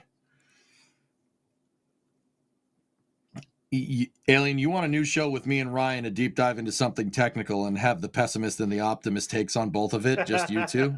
I'd be down for that. I'm down for that. That's a good idea. The one thing that we still need to do, and now that with the new announcement, I got to talk to Chris about, is you got to do sci-fi show because Stargate's coming back. Yeah, baby. Yeah. We need to do that. Yeah. It's Stargate. But hey, let's just build a BC 304, right? Am I right? Let's just build that. You're not getting no argument from me, man. Hyperdrive. Sublight engines go 50% speed of light. Let's go. As good beaming technology. Mm-hmm. Yeah. Do they?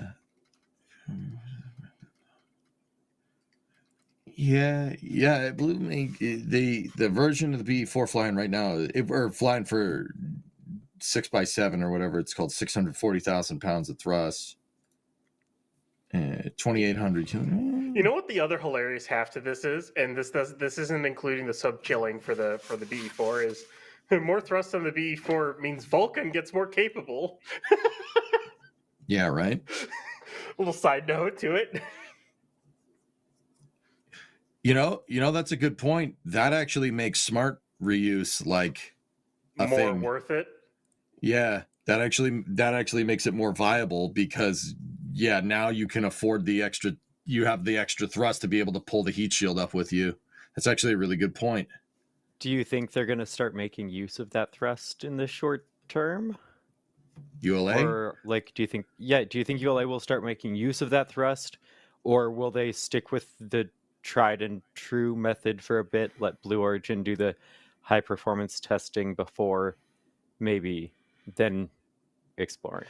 There's also that thing, because if Hmm. you upgrade those engines too much, does that change the design enough that they can't do NSSL launches anymore on Vulcan? Does that change that? See, that's what I'm wondering. That's what I'm wondering. I think that's a very good question. The ULA I think will be conservative with it, but I think they'll slow roll the smart reuse because right now their biggest customer is Jeff and Uncle Sam. Uncle Sam being a very big stakeholder in the design. So yeah, they'll probably slow roll it, but yeah, with that extra thrust, you could definitely get away with it. Also for ULA, they've got a pretty huge backlog of B4 at this point. It's about like 30. I think I saw somewhere. Yeah, they're They've gonna got a lot of keep engines to use playing. up. Yeah. Mm-hmm. Yeah, that is the other thing. Dare is the new BE4, because I know the one thing with Raptor is it basically needs its sub-chilled prop to work right. It's designed for that. The question becomes is Blue gonna have to make two versions of BE4, one that works with sub-chilled, one that doesn't, and that's for ULA, which is a whole other thing. That's kind of fun, but I mean they're making money off the engine, so I mean it's probably worth it in the long run. But man, the other side to that is sub-chilling prop for Blue. Have fun, Blue. You get to redesign your tank farm, your countdown, probably do some shenanigans with your tanks because you're now using sub-chilled prop. Have fun.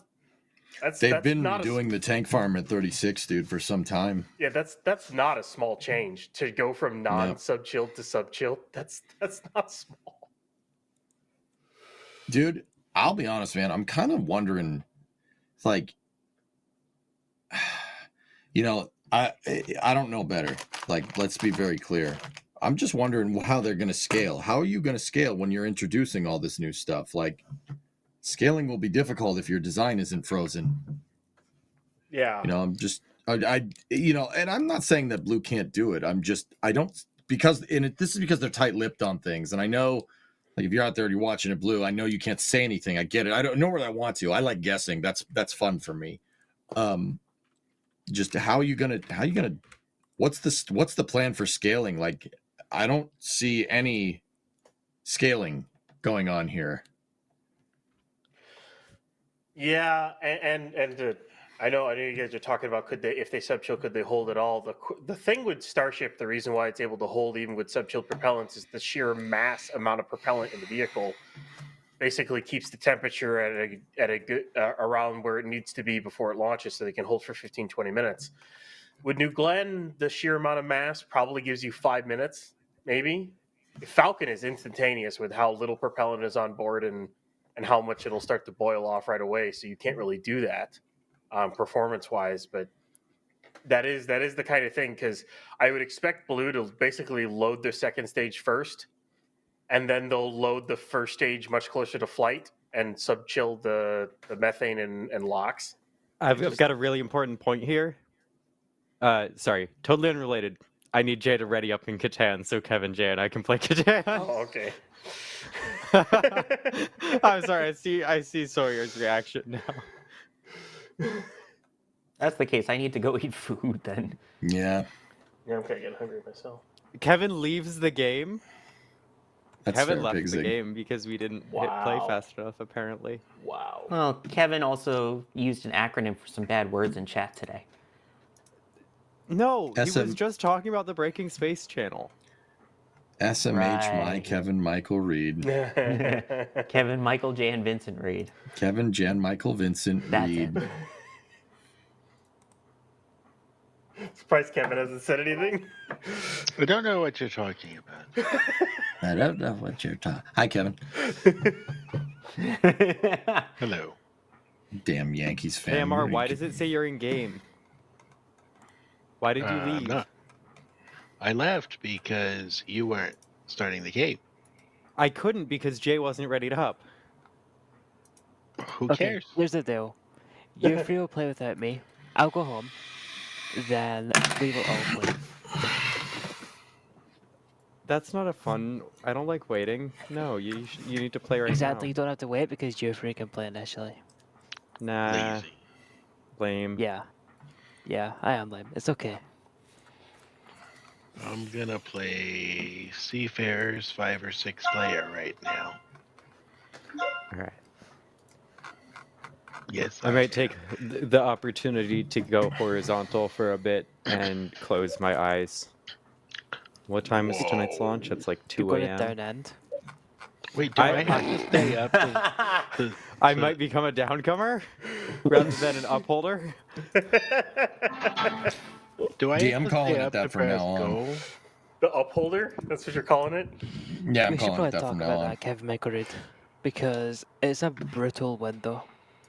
Like, a very brutal window. I don't like brutal windows. Me neither.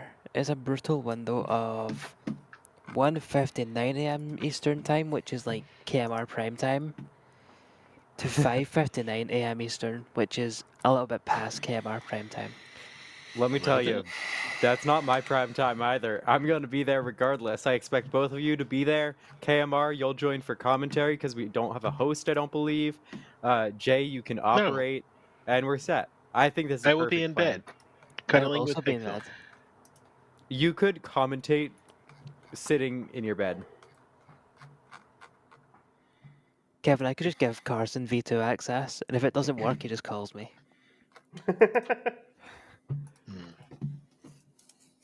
I see. Mildly risky.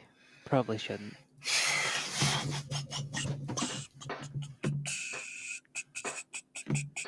Oh my god. Kevin, Welcome to did you live see stream that planning with NSF. Did you see that the 3D print for the router worked? Yes, Jerry told me. Good job, T-Wise. I'm only slightly bothered by the fact that they are not printed. Sorry, they aren't mounted to line up with the actual U units.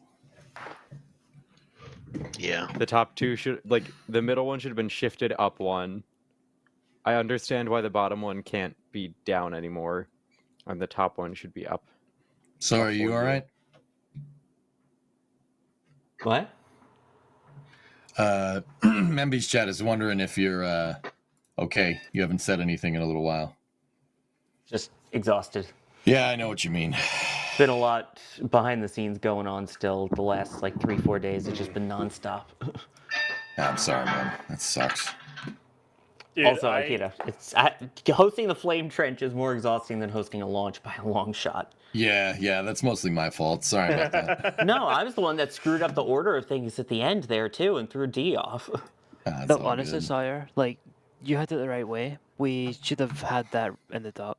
Like, it was doc was wrong. It was just ordered wrongly. Yeah, I was just going See, off of every show. We always end with Starship, so in my head it's like, all right, so we end with Starship. It makes perfect sense. But last night there was no real Starship news. And so I knew there was a lot of New Glenn news, But this and is a I put news that program. last. And news And so, changes. well, Or else I'm it's well aware. old. I didn't make like I didn't purposefully go in and reorganize the doc once stuff got added. And then there was the one comment in the back channel about the order saying between Artemis and New Glenn, and then New Glenn, or it was between Artemis and Starship, and then Starship and New Glenn. And so I thought I it was said just, between Artemis and New Glenn, and then New Glenn and Starship was how I read it when I was glancing. I'm it's like, all good. It's definitely the way we normally do it. I was just not ready in that moment. all good. Again, I worked on the video last night after Ryan wrote it and recorded, so I was doing all the editing, so I was up to date on it. Yeah, that was very helpful. Thank you for jumping in when I needed to just like eyes Yes. off mental Sorry, Jake. reorganization. No, y'all are good. If you Yeah. hadn't put that in the doc with your name, I was willing to do it, so it's all good. Yeah, I was not set in stone for a topic. I was just like, yep, I know this one. I can write this one, and that was the first one I wrote. Yeah, Brennan, I'm more of a hard cider guy. I'm also still on antibiotics, so I can't really do alcohol at the moment, but My morning was I played some BF6, then took a nap, and I was gonna wake up and finish off the article and get it up and onto the. It was a full Flight 12 update article, and then I get a message from Nick from Ring Watchers saying, "You got to be kidding me!" Just a DM. I look at the video, and the video is of Booster 18 popping, and then I look at all the videos and everything. I'm like, "Oh, you got to be kidding me!" So same. that's I what woke became up my like, entire all right, morning. I woke up like, let me see if I can find one more story for the Flame Trench. All of a sudden, I see there's like 60 Discord messages. I'm like, what happened? And I see the word anomaly. I'm like, don't tell me it was Booster 18, and I opened it, and it was I woke up. I saw there was an anomaly. I saw the clip. I was like, well, that sucks, and I went back to bed.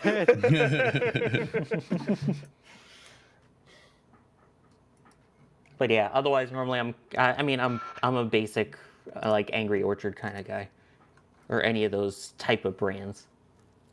I like a hard apple cider. Although I did at one of the restaurants at the Cape that I will no longer purvey because of weird things that happened, have a pineapple cider that was delicious. I That's the actually one owe that Sawyer decided- a case of Angry Orchard.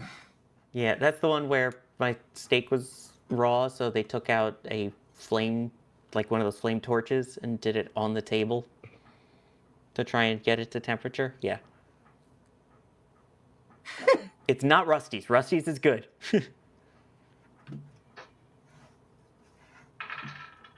Oh, plum wine is delicious. Yes. You're making me want to drink a beer, dude. Plum wine with Japanese food. Oh, I don't know why the sweetness works with the saltiness so well. You want a cold What one? are you? Yeah. Don't tell me you're like a Sam Adams guy because New England. Me? Yeah. No. Good. No. I don't mind Sam. My go-to beer is Yingling, Pennsylvania, if you really want to know.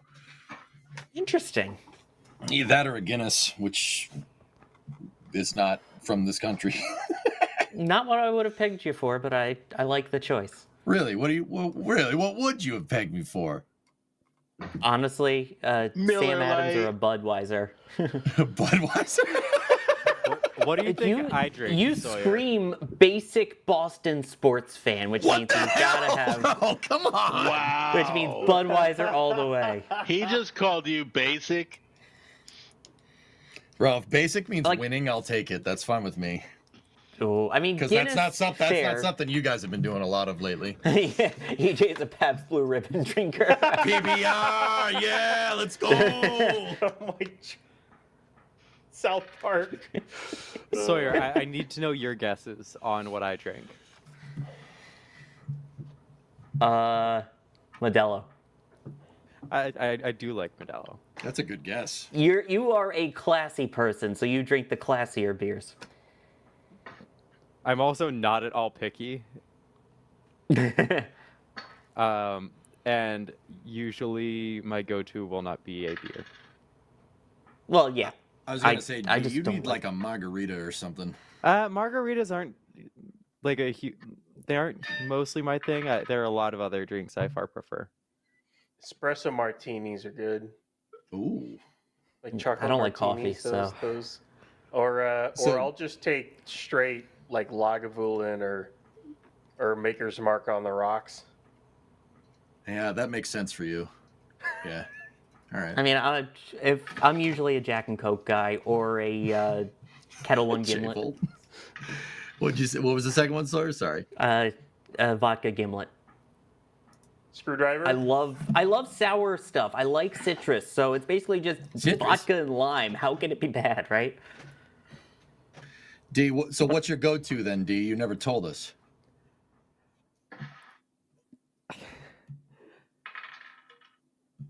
It varies quite a Huh. bit, but it'll be Modelo's and then Miller Lights. Honestly, Word? as far as beers go, No Yingling, huh? not really. All Nothing right. against it, but it's just not what I. Just Yeah, that's fair. Not what I got drink. you. does anyone Right, here that is- remember the Four Loko?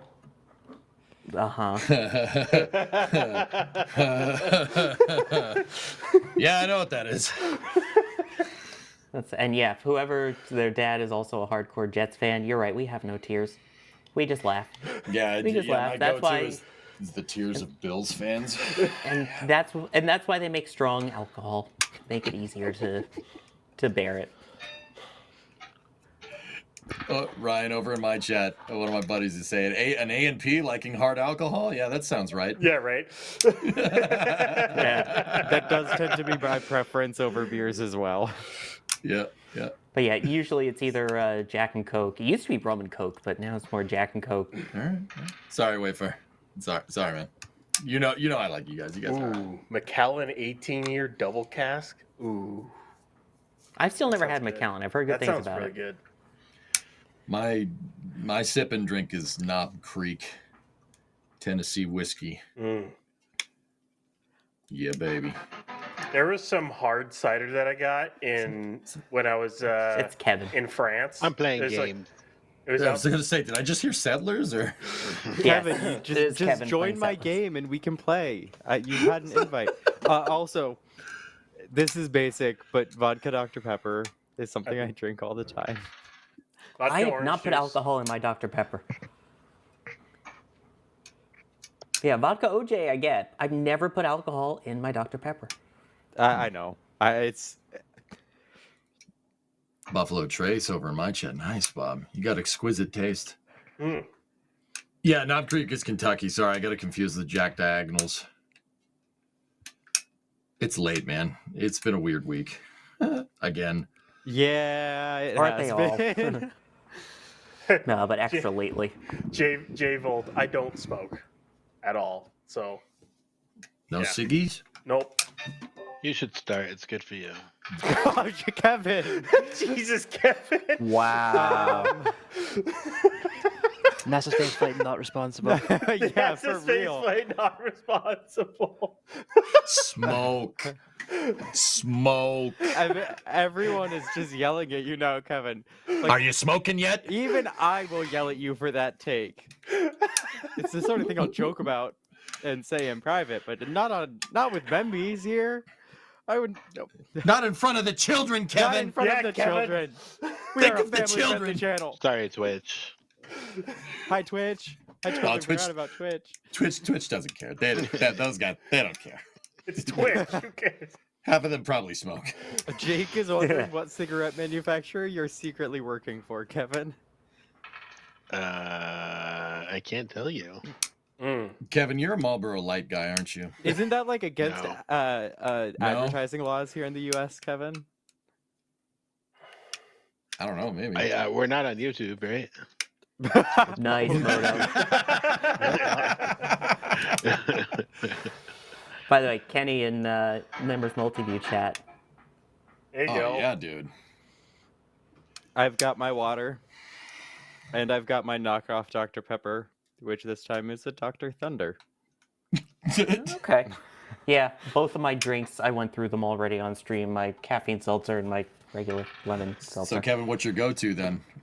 You don't smoke Parliaments, do you? You're so light. You're so You're a menthol? Are you a menthol guy? No, I haven't smoked menthol since high school. So straight reds. Good for you. It's been a minute Yeah, since I've camel touched filters. menthols. All right. Camel blues, and No, camel filters. occasionally, Ew. Not blues. Ew.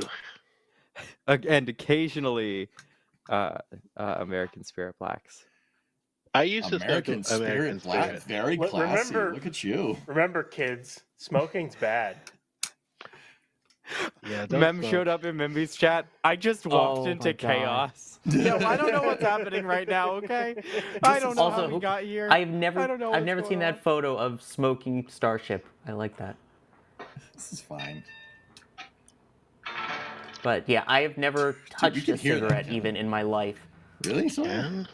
Really. Never held one in my hand, never laid a finger on one, Good Yeah, for me you. let neither. alone tried it. That's Second, awesome. like Genuinely good for you.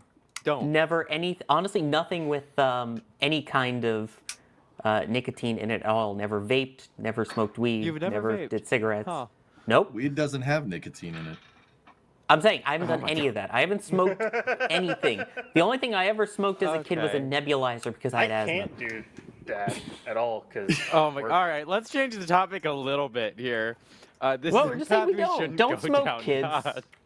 Don't smoke, kids. That's all. For what it's worth, don't Sawyer, do that. It's never bad. touch Yeah. never touch a cigarette ever. Ever. Never know from your voice. Oh, Damn. my voice isn't that raspy. What the hell is this? have you listened to yourself? What are you? Okay, the reason. All right, you really want to know my voice? You really want to know why my voice is raspy? You really want to know? Yes. It's because I Yes, I screamed at do. someone in Battlefield 6 the other day. Okay, and I blew No, my it's freaking always voice like out. this. No, it It's was always not. like my this. voice is not raspy. What, the what shit happened? is this? Chat, what back happened? me up here. How did you die? How did you die in the game? I think I got killed by somebody with a P90 and an extended barrel. Oh, That Mem, just close I range? hear that's Tri- even worse triggering. than smoking. Yeah. Mem says I've been inhaling Starship heat shield tiles. That sounds even Nah. worse than Those anything are else. great. Bad idea. Just particulate, like, don't want to do that. I don't. I do have I may have tiles in this room. Maybe I don't know. Maybe. I may or may not have some waiting for me. I don't know what you're talking about, In Shaw. theory, if you'd said Smoking is In bad. theory. I don't know what you. The freaking caffeine toothpicks. Oh God. I The remember amount of those. time that the members multi-view chat was just several people are typing. We have striked chaos.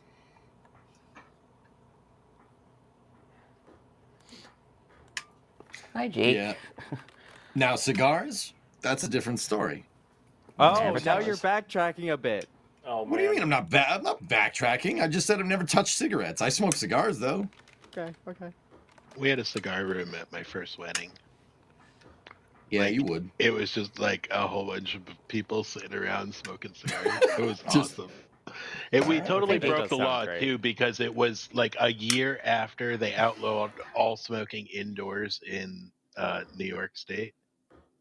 And we had planned our wedding for like a year prior, and I got there for like how you go and check everything like the week before, and he's like, oh, we can't do the cigar room. And I said, no, you're doing the cigar room. We paid you for the cigar room. You're doing it.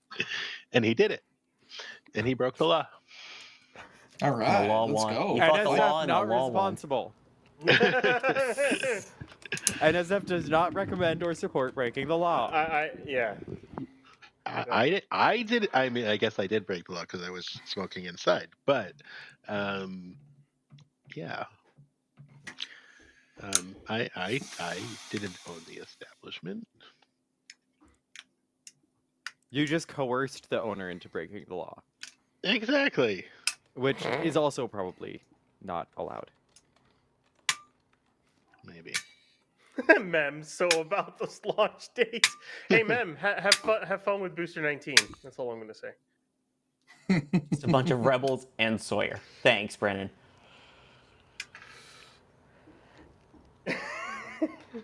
Look, man, I won't apologize for past transgressions, okay? Oh, buddy. Hi, yo. Hi, yo. Say hi to Membies. Say, hi, Membies. Also, Mem, I'm going to ask, can I have a piece of Booster 18? No. I think that question goes for everyone here. Yeah. I don't want Booster 18. I want one that actually did something. I want ship 26. I want ship 26 and I want ship 36. I want ship 15. Oh. Yeah, right? Yeah. Yeah. It's in the But Rocket hey, Garden. remember that very exclusive, intensive update that we got on the Flight 10 stream? Apparently, it still exists. Hey, Maybe it I does. know, Maybe they I just know moved why it. they, I know why they put those stringers on that payload bay for 26. It's not what you think Wait. it is. Falcon's Maze with such a good recommendation. I'm going to change it from Ryan's yard to why don't we just get the downcomer, the upholder, and put it up at river? It's a great clearly got the idea. structural strength. We can put the whole thing there, and we can have competing like tiles. One that refers to it as a transfer tube, one that refers to it as a downcomer. Yeah, but it's going to need an airplane light on top of it. You know what? You know what would be cool? It's very clear that the upholder can hold up the entire methane tank. So how about we get the booster, get the locks in the engine section off, make a gigantic foundation for it, and then have the upholder with the methane tank on top of it and turn the methane tank into a superior observation post with multiple floors and multiple like beds and stuff. I would feel confident in its ability to hold itself up or hold up the upper tank with the sheeting for a limited period of time. You need The to fill idea the of transfer leaving tube. the upper tank with just the downcomer is terrifying. No, it would be, well, you got to build floors inside of the methane tank, so we would be you'd build structure in there. Okay. And it's not going anywhere, so we could stake the thing down, get some ratchet straps, it'll be fine, D. And then a spiral staircase in to Ratchet get all the way up to the You top. even had Mem saying, "Oh God." Ratchet Just saying. straps. Yeah, that was a joke because they ratchet strapped some COPVs together. That, you know, Ratchet straps are an official part of rockets, whether it's holding fairings together, like true. whatever. The ratchet straps are an official part of rockets. you know, I'll be 100% honest with you. I use ratchet straps all the time to secure loads in the trucks. That does not strike me as a space flight implementation, like tool for space flight. I'm just saying. seeing that stuff ratchet strapped to seeing the COPVs ratchet strapped to the jig, it would be like, seeing a hockey stick being used as a grid fin. I'm like, man, So I agree to some extent.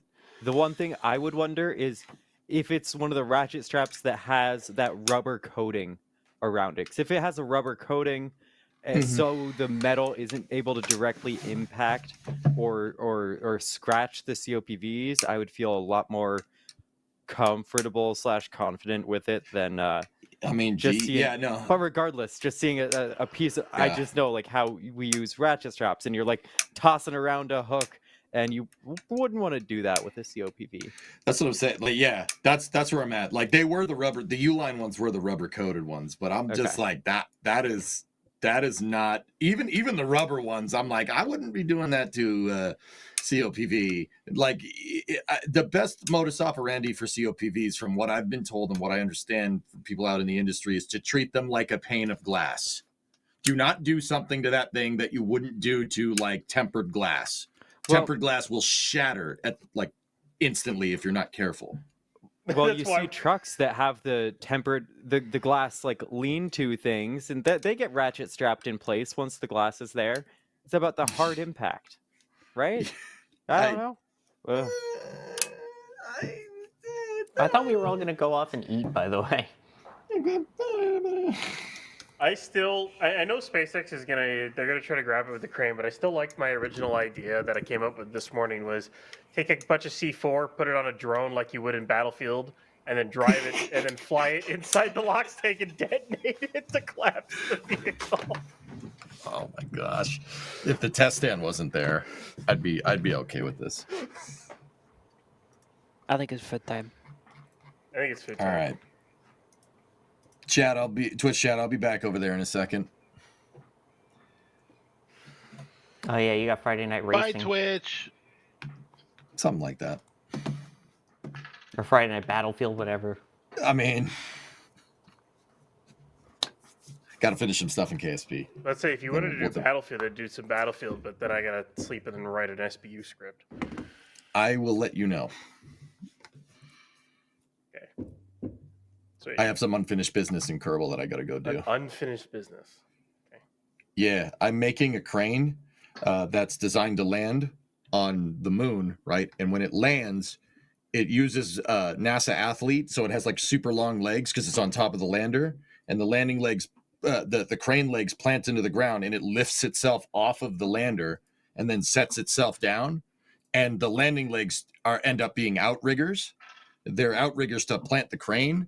And then what I want to do is I want it to flip around, and then I want the derrick on the crane to grab the lander and use the lander as a counterweight so I can move stuff around.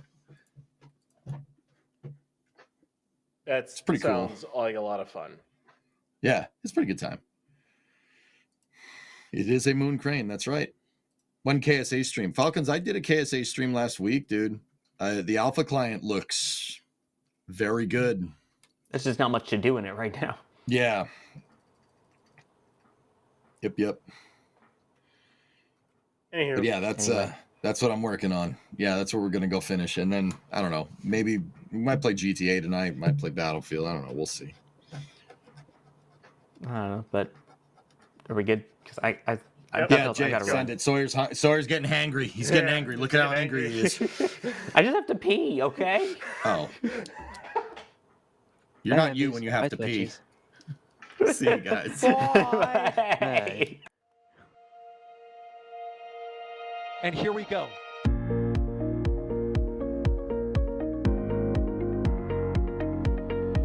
We have liftoff. You guys call up. Propulsion continues to be nominal. That's quite slow. R68 chamber pressure looks good. Following up. Roger, roll, Atlantic. Water towers, fly! Yes! Tango down to nominal. Fighting downside SPD off. Say again, SPD off. Off. It's orange! Orange 45! Oh my god! Oh my god! Decollage. Look at this! Put that in the big bag, Eagle. 343 unfolds to go. Indeed. We rise together back to the moon and beyond. This methane will be igniting in the flare, correct? Yikes. You read? Sure. We don't need any more of these.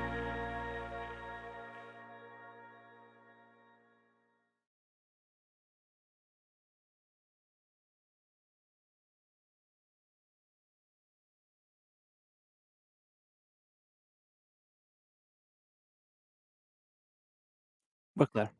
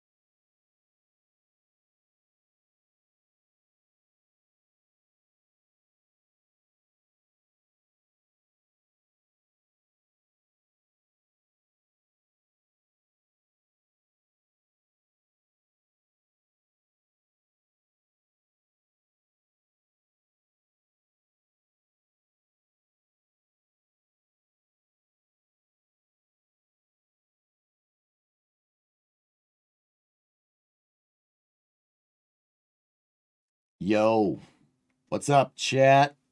The chat. What's up? Hey, where am I? Yo, what's good? You guys like that flame trench? I may or may not gotten a little. Your boy got on a little bit of a roll there. Probably shouldn't have been that much of a jerk, but oh well. People enjoyed it, I guess.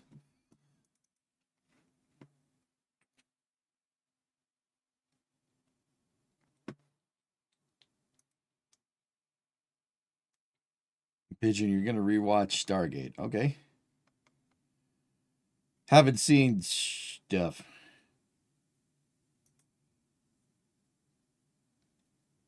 So he's right. You do look like a general Boston sports fan. Hey, you guys may not like it, but this is what peak performance looks like.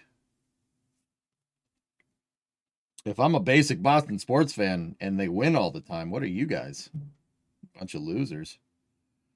Except for you, Parallax. You're all right.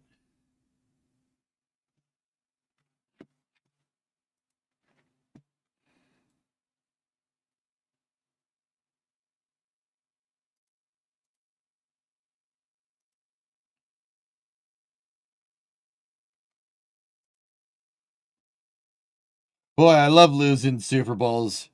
Actually, wait for that Tears of Bills fans thing. That's something that a Memby said.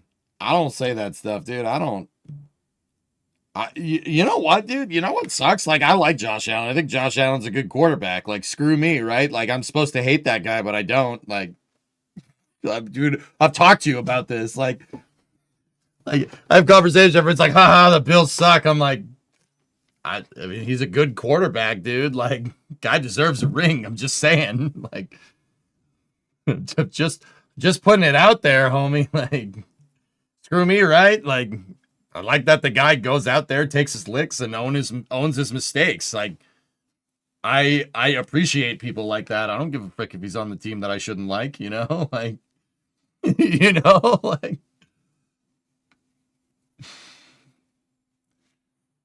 So did Burrow in 21. Yep. Like, screw me, right? Like, when Josh Allen went to the Bills, I was like, oh, crap. Like, and then I was just like, you know what? I don't care. I like him. I think he's a good QB. Screw me, right? Like, your father-in-law lived in Wyoming his whole life. Allen seems to choke when it counts. Like, he fits right in Buffalo. Hey, your words, not mine, dude. Parallax, I'm from NSF and finally giving you a watch. I've never watched Twitch. Oh, right on, man. Yeah. Yeah, hey, thanks for popping over. Thanks for popping over. I appreciate it. We're going to go play some KSP here now. The Lions. Boy, I love choking in the playoffs. You know that boy, I love losing Super Bowls is a backronym for Bills, right, Nova? Like, you understand that, right? Actually, now that I think about it, how have the Red Sox been doing lately? I think they moved to Worcester from Pawtucket. That's the minor league team, dude. The minor league team was the Pawtucket Red Sox, and now they're the Woo Sox, the Worcester Red Sox. They moved. That's the minor league team, though. The Red Sox have been playing at Fenway Park in Boston since 1912. What is that? 113 years. 113 years, dude. Baseball's been played in that stadium. It's pretty good. Sounds fun. Thanks for the welcome. Yeah. Hell yeah, man. I mean, Parallax, like, I'll be honest with you. I usually don't get that rowdy, but sometimes, like, I don't get as rowdy as I do on, like, here. I mean, yeah, no, I do. But I try to be a little bit more technical over here. But, like, on Flame Trench, it's not fun when everybody agrees. Like, we have much better shows when people disagree. So sometimes I just pick a bone. I pick some random thing, like 9x4 looks stupid, because it kind of does. Like, I'm not too big of a fan of it. It looks like an AI generated rocket. Like, I don't mean to be mean, right? But the capability of the vehicle's amazing. I think that's super cool. I'd fly it. Let's go, you know? But yeah, that's sometimes I argue just for the sake of arguing on Flame Trench because it's fun. Because I enjoy it. I'm Italian. We like arguing, okay? Ever seen My Cousin Vinny? I seen your family argue, Stan. They are amateurs, okay? We live to argue.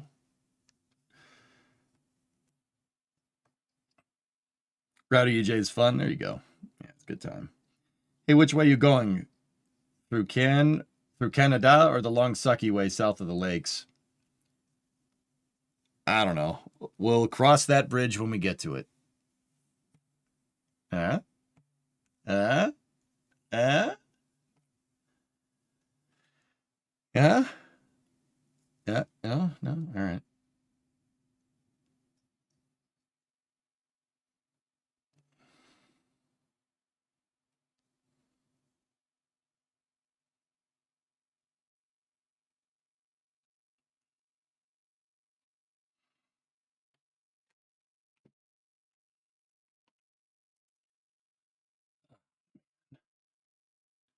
Booster 18. That sucks, dude. Caesar took some pictures. Look at the... That's... For me, 9x4 looks odd due to switching from a 6-to-1 to 8-to-1 thrust structure. Surely that has take to develop. Yeah, I don't know.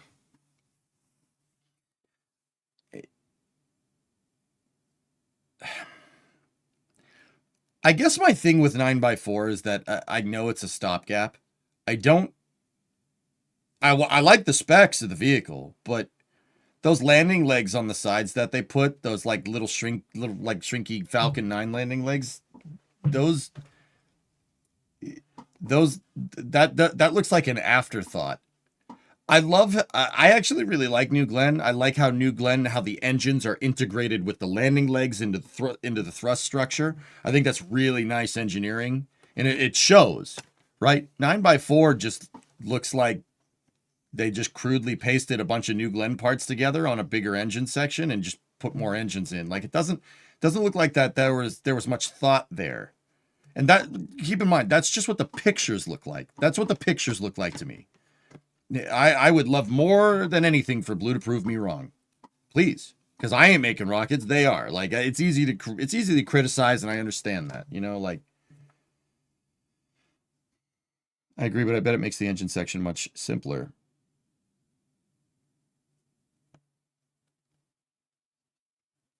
Don't call it ugly. It looks ridiculous, Mutter. It's pretty ugly.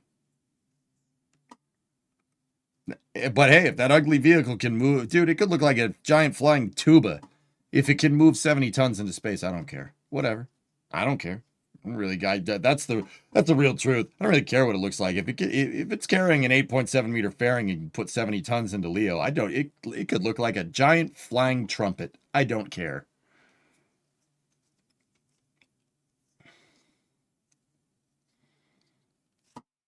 I think Pandorific, in order to do that, to unify the 9x4 design and make it look as nice as the 7x2, you'd have to increase your tank diameter, and I don't think Blue wants to do that. Increasing your tank diameter is something you really don't do. Stretching a design is generally the next logical step if you want to iterate on your existing architecture. Falcon 9 did it with 1.0 to 1.1. Starship, we see them add rings all the time with different iterations. That's the next logical step. But the thing about Blue is that the thing with Blue's design is that I don't think they can get the thrust out of the 7 engines to warrant stretching the tanks. So they need to reconfigure their engine section. Damn, dude, what do you have against tubas and trumpets?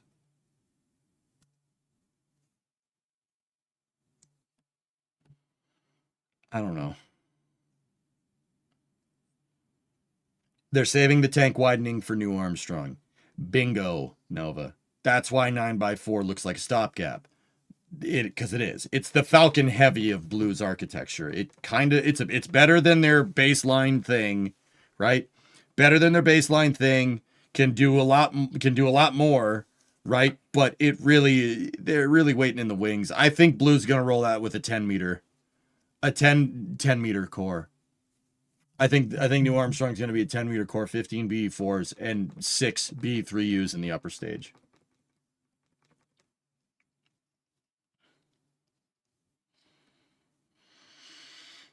That's what makes the most sense to me. 10-meter core. You know?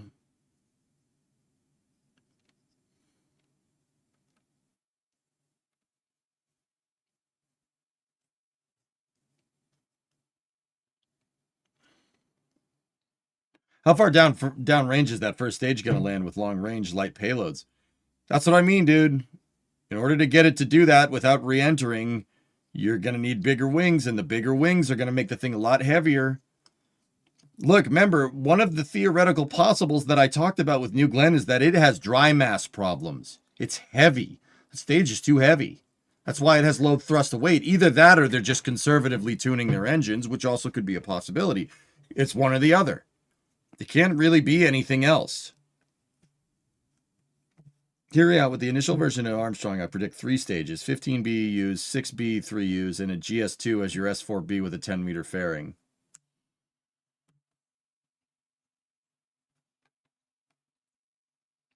I mean, if Blue Origin just wants to make a Methalox Saturn V, I don't really have a problem with that, Nova.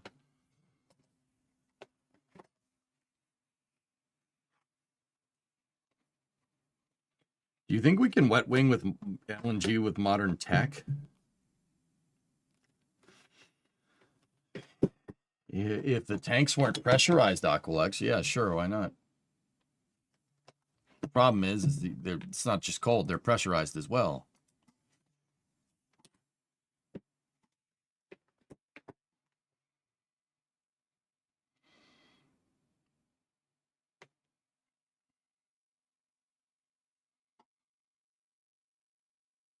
Anyway, let's fire up Kerbal and finish that dang thing. I'm just gonna bring up the YouTube stream here and then we go.